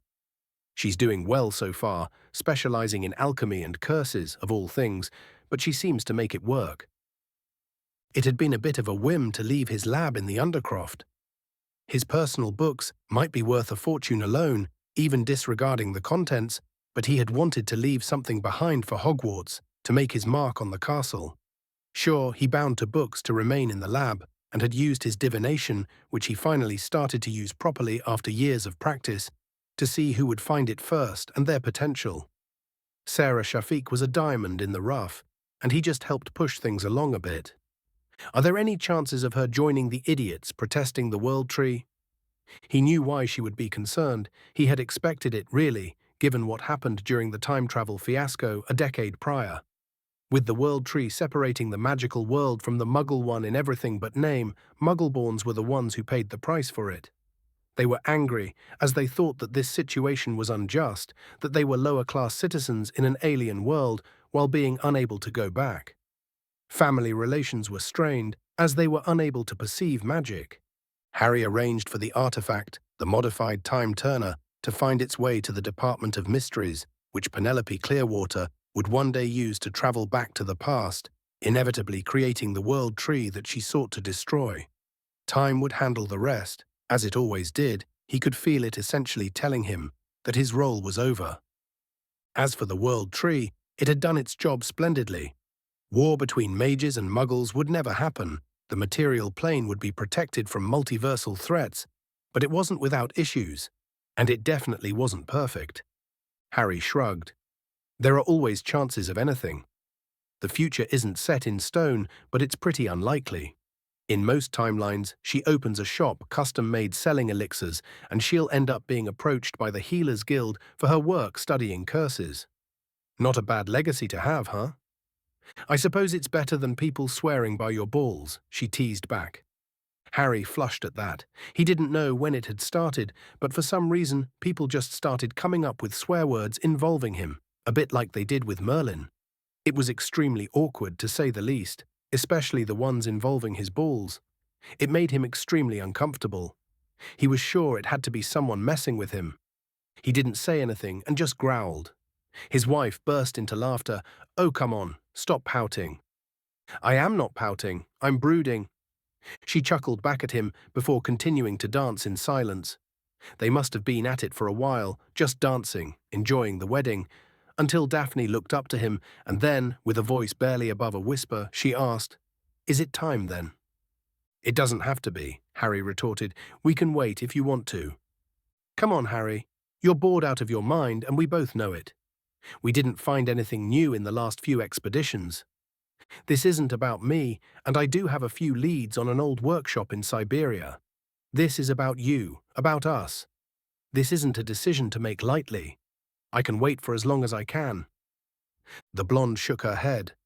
"I know you're trying to be understanding, and that's why I love you, but we don't have a place here, not anymore. I can feel it. Everyone is moving on with their lives, and the world is running out of mysteries for you to solve." Harry was a bit proud of that one. With some actual free time on his hands, he dissected most magics he could ever encounter, going so far as to hide in guilds under his invisibility cloak to learn. It was fun while it lasted, and while there was a lot more magic to explore, he found that there were very few things he encountered that he couldn't come up with on his own. Branches of magic had their own anchors, their own principles, which everything was based around, and after learning them, everything else seemed a combination of these rules. He wasn't a master in their magic, but he could come up with similar spells to their own. The same way he used a spatial expansion charm as the pillar of his space manipulation. "Daph, you're emotional, and it's not a good idea to make a decision this big while you're in this state. Let's just wait for a bit until you're thinking clearly before revisiting the topic. We have enough time to do whatever we want, and moving to other universes isn't exactly a thing to do recklessly." Daphne glared at him. "I am thinking clearly. I'm probably thinking more clearly than I ever have before. I've been delaying this for years, and now it's time. We don't have to stay there long. We could come back after a few months, and no one will probably notice."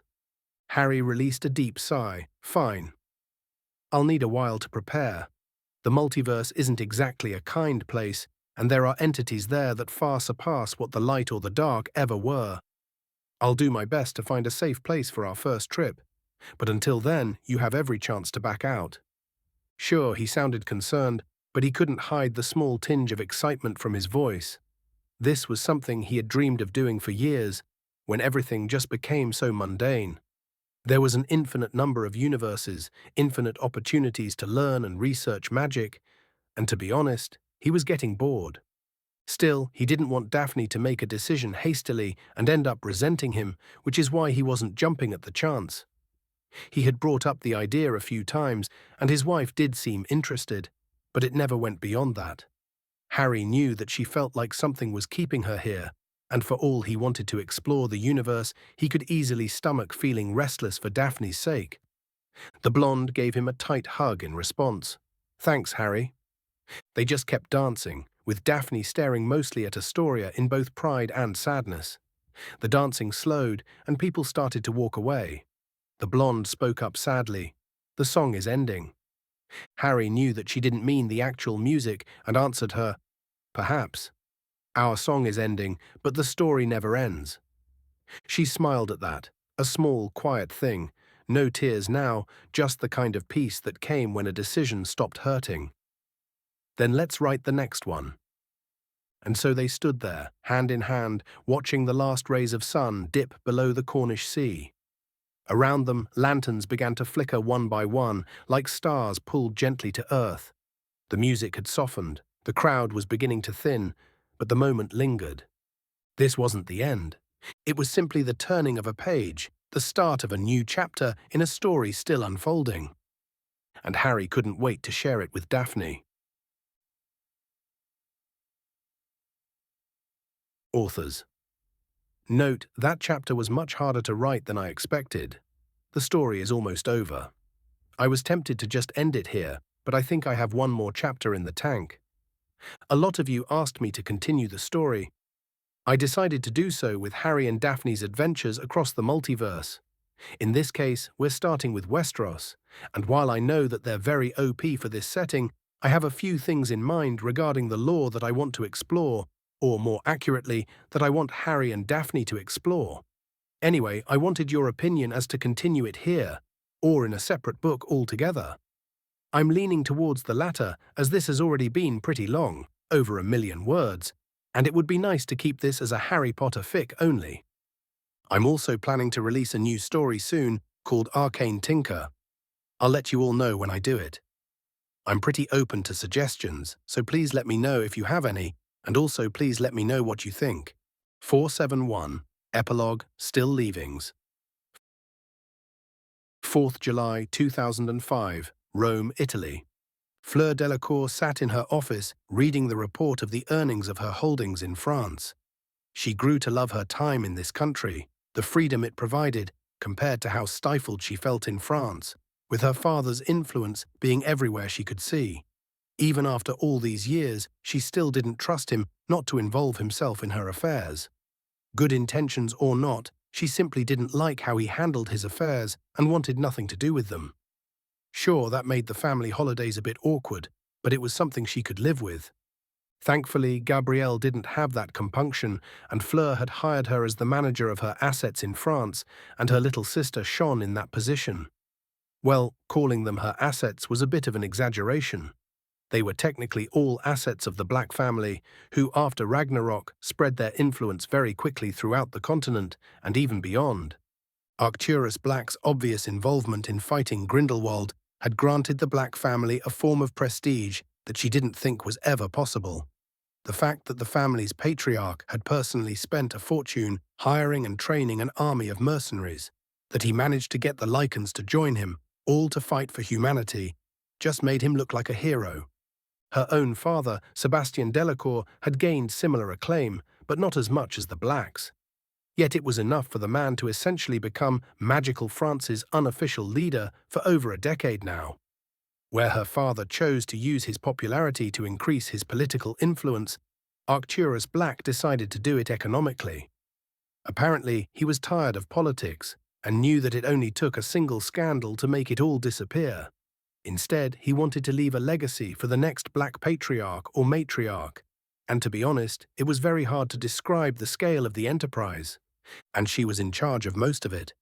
Since graduating, Fleur had grown from managing the assets in Rome to taking care of the largest trading empire in Europe, and she had definitely enriched herself in the meantime. She was the most powerful woman in Rome, that was without a doubt, and she relished in that information. She was powerful, she was beautiful, and yet it all felt so empty. Most people would have done anything to be in her position, but it just hit her one day that her entire life revolved around paperwork and numbers. She hadn't learned any new spells in years or even enchanted anything. There was once a time when she dreamed of being an enchantress, of creating wonderful artifacts that people couldn't even dream of. She couldn't help but wonder what her younger self would think if she could see her now. It was funny, with all these papers and meetings, it strangely reminded her of her father. A knock broke the Vila's train of thought, and she put a smile on her face and spoke up. "Come in." She did her best to hide her surprise as Arcturus Black strolled into her office, looking very spry for his age. He gave her a sly grin. "It's been a while, Fleur." He sat down, giving her time to regain her thoughts. "I didn't know you were coming to visit. I'd have arranged something." "And ruined the surprise," the Black Patriarch joked back. "There's only so much fun one could have at my age." The Vila rolled her eyes. "What can I do for you, Arcturus? Are you here for a new venture?" "Not quite. It was implied that I should come visit you." "I don't follow." The Black Patriarch rolled his eyes. "I found some clues in my manor, a few puzzles to solve. You can guess who left them to me." Fleur froze. "Is it him?" "What do you think?" "It's just like the brat to be this cheeky. I do know that he's been around. He was present during the Malfoy wedding. I have to admit that the clues were pretty fun to solve. A few rune puzzles, a couple of curses to break. It took me the better part of the week to finish it. Well, I didn't exactly finish it. All I found is an envelope with an address, this address specifically."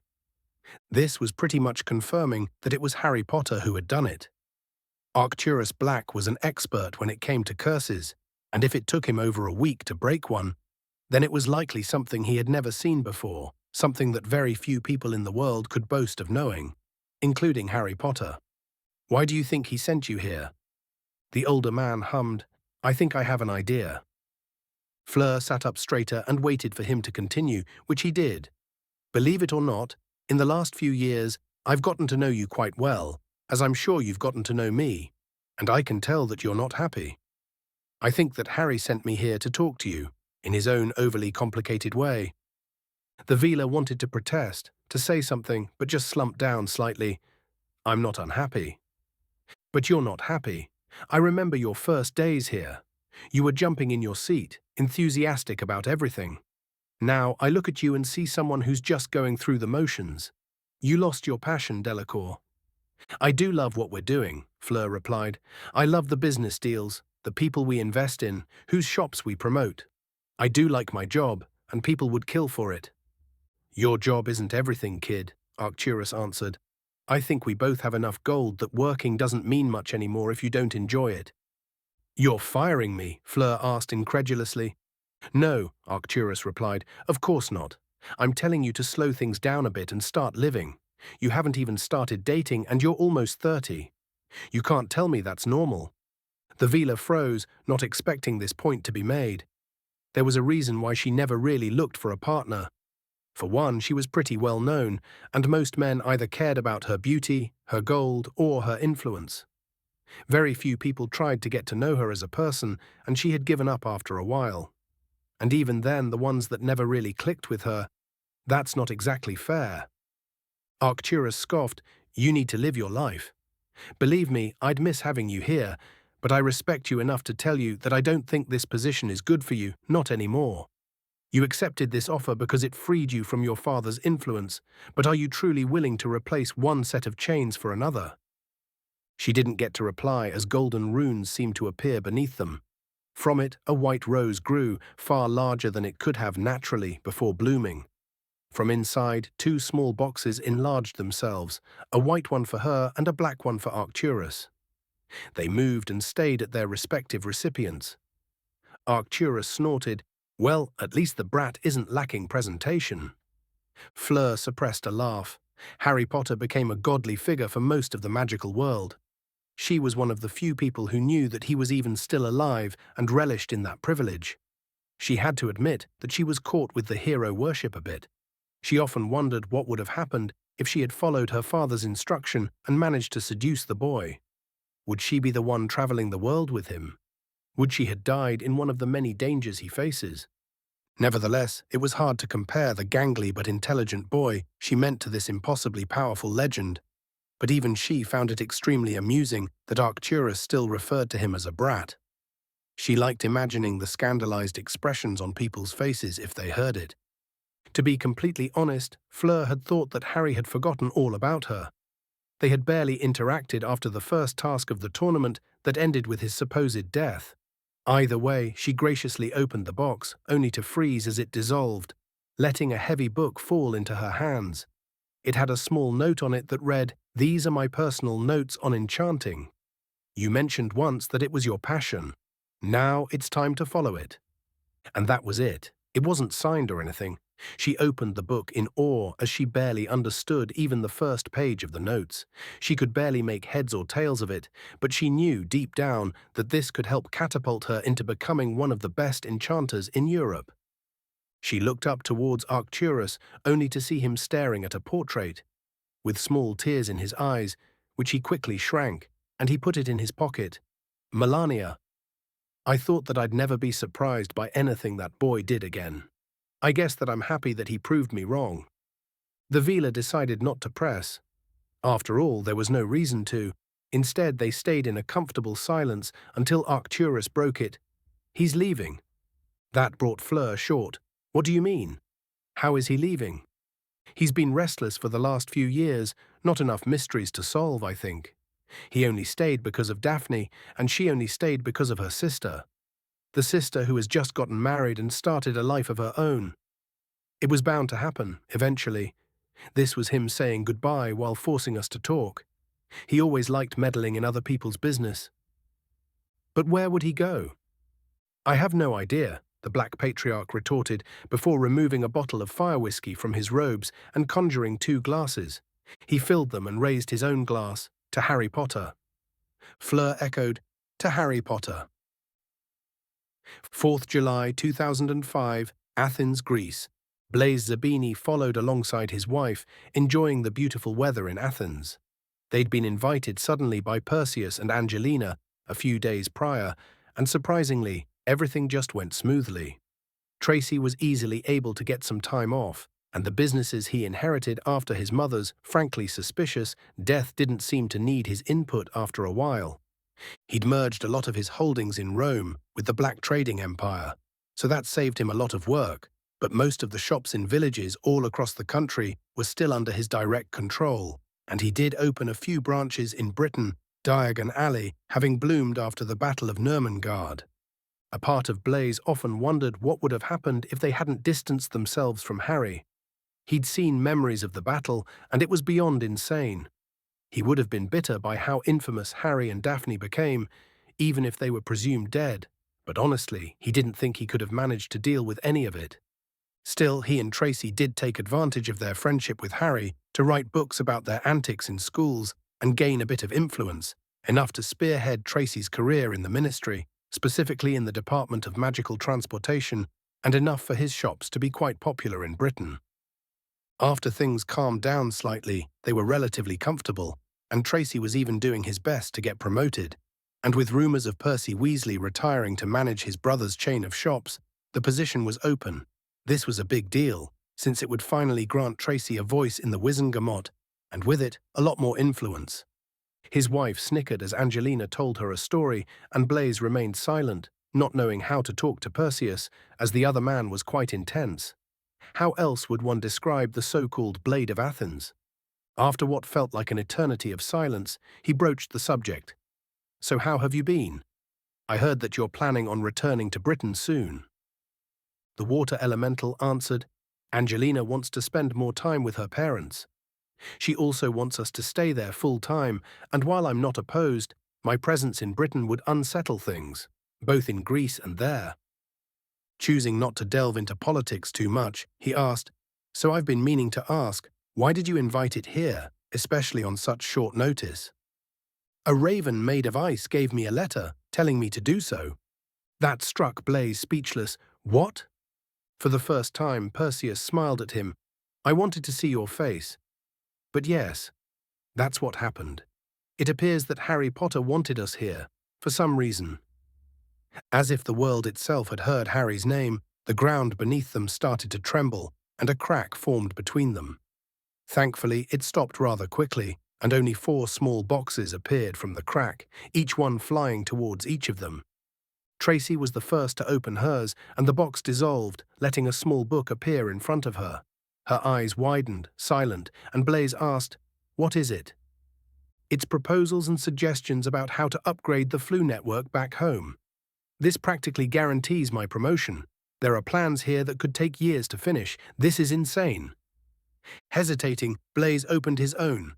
The box dissolved once more, and the man found himself grasping what seemed to be a golden staff with hundreds of microscopic runes carved all around it, making it hum with power with every move. He could feel it synergizing with his family crest, amplifying its effect. He conjured an eagle made of light and froze at the ease he felt it. This was a legendary artifact, one that he could pass down to his children. He found himself dumbstruck. He didn't even register as Perseus held a glowing shield as well. The man hummed and said, "A very impressive gift." Finally, it was Angelina who opened her own and saw a very simple small necklace with a glowing blue stone on it. It seemed too small for Angelina to wear, but the woman gasped as she saw a small note written next to it, "For your daughter. May she be forever protected by the sea." Perseus gave Angelina a piercing look. "You're pregnant." His wife nodded, and he leapt forward, sweeping her off her feet, before groaning, "How could he know before me? I'm your bloody husband." "I don't know," Angelina retorted. "I only found out a few days ago. I didn't even know that it was a girl." "Is that why you're so insistent on going back to Britain?" "I wanted her to go to Hogwarts," Angelina replied. Perseus hummed and nodded. "I'd have accepted, you silly woman." Blaze and Tracy then finally unfroze and leapt forward, giving the happy couple their congratulations. Yet, when Blaze looked at his own note, "May this gift light up the world for your family forever," he felt sad for some reason. Harry always liked to be cryptic, but this just felt final, for lack of a better word. Nevertheless, as the night progressed, Blaze forgot about the note a bit. It would take him years to realize that Harry was saying his goodbyes. 7th July 2005, Stonehenge, Britain. Harry stared at the world tree, still letting off its faint golden glow. Other than destroying the light and dark, this was probably his greatest achievement. It only almost destroyed the fabric of time and killed him. Daphne stood next to him, giving him a faint smile. "Why did you pick this place?" Harry returned her smile. "I suppose I wanted to see it before leaving." "What? One last look at your proudest achievement?" "It's also powerful enough to act as an anchor when we decide to go back," he retorted. "So how did your family take it?"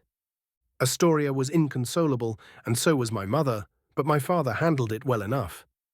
Harry rolled his eyes. "Why am I not surprised?" "At least we left our goodbyes." The blonde scoffed. "You call what you did a goodbye?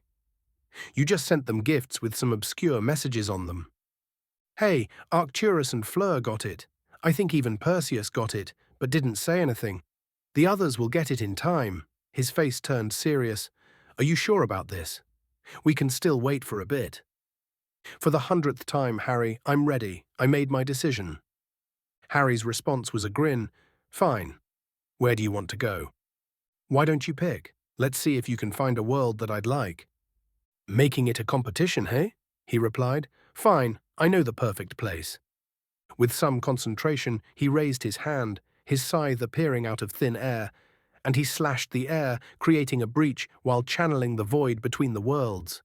It took him a while to navigate the sea of eternities to find what he was looking for, and then, his eyes glowing, he turned back to meet his wife's eyes and smiled.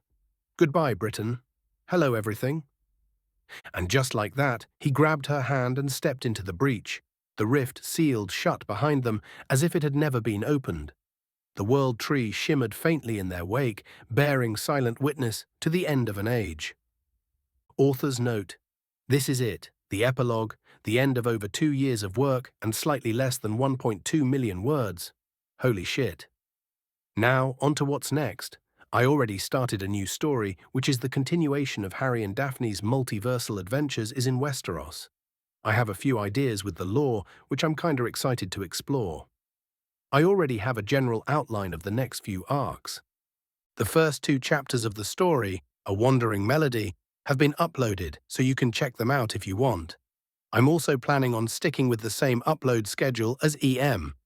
This has been a wonderful journey, and I hope that you will like what is coming. As usual, please let me know what you think, and if you have any suggestions.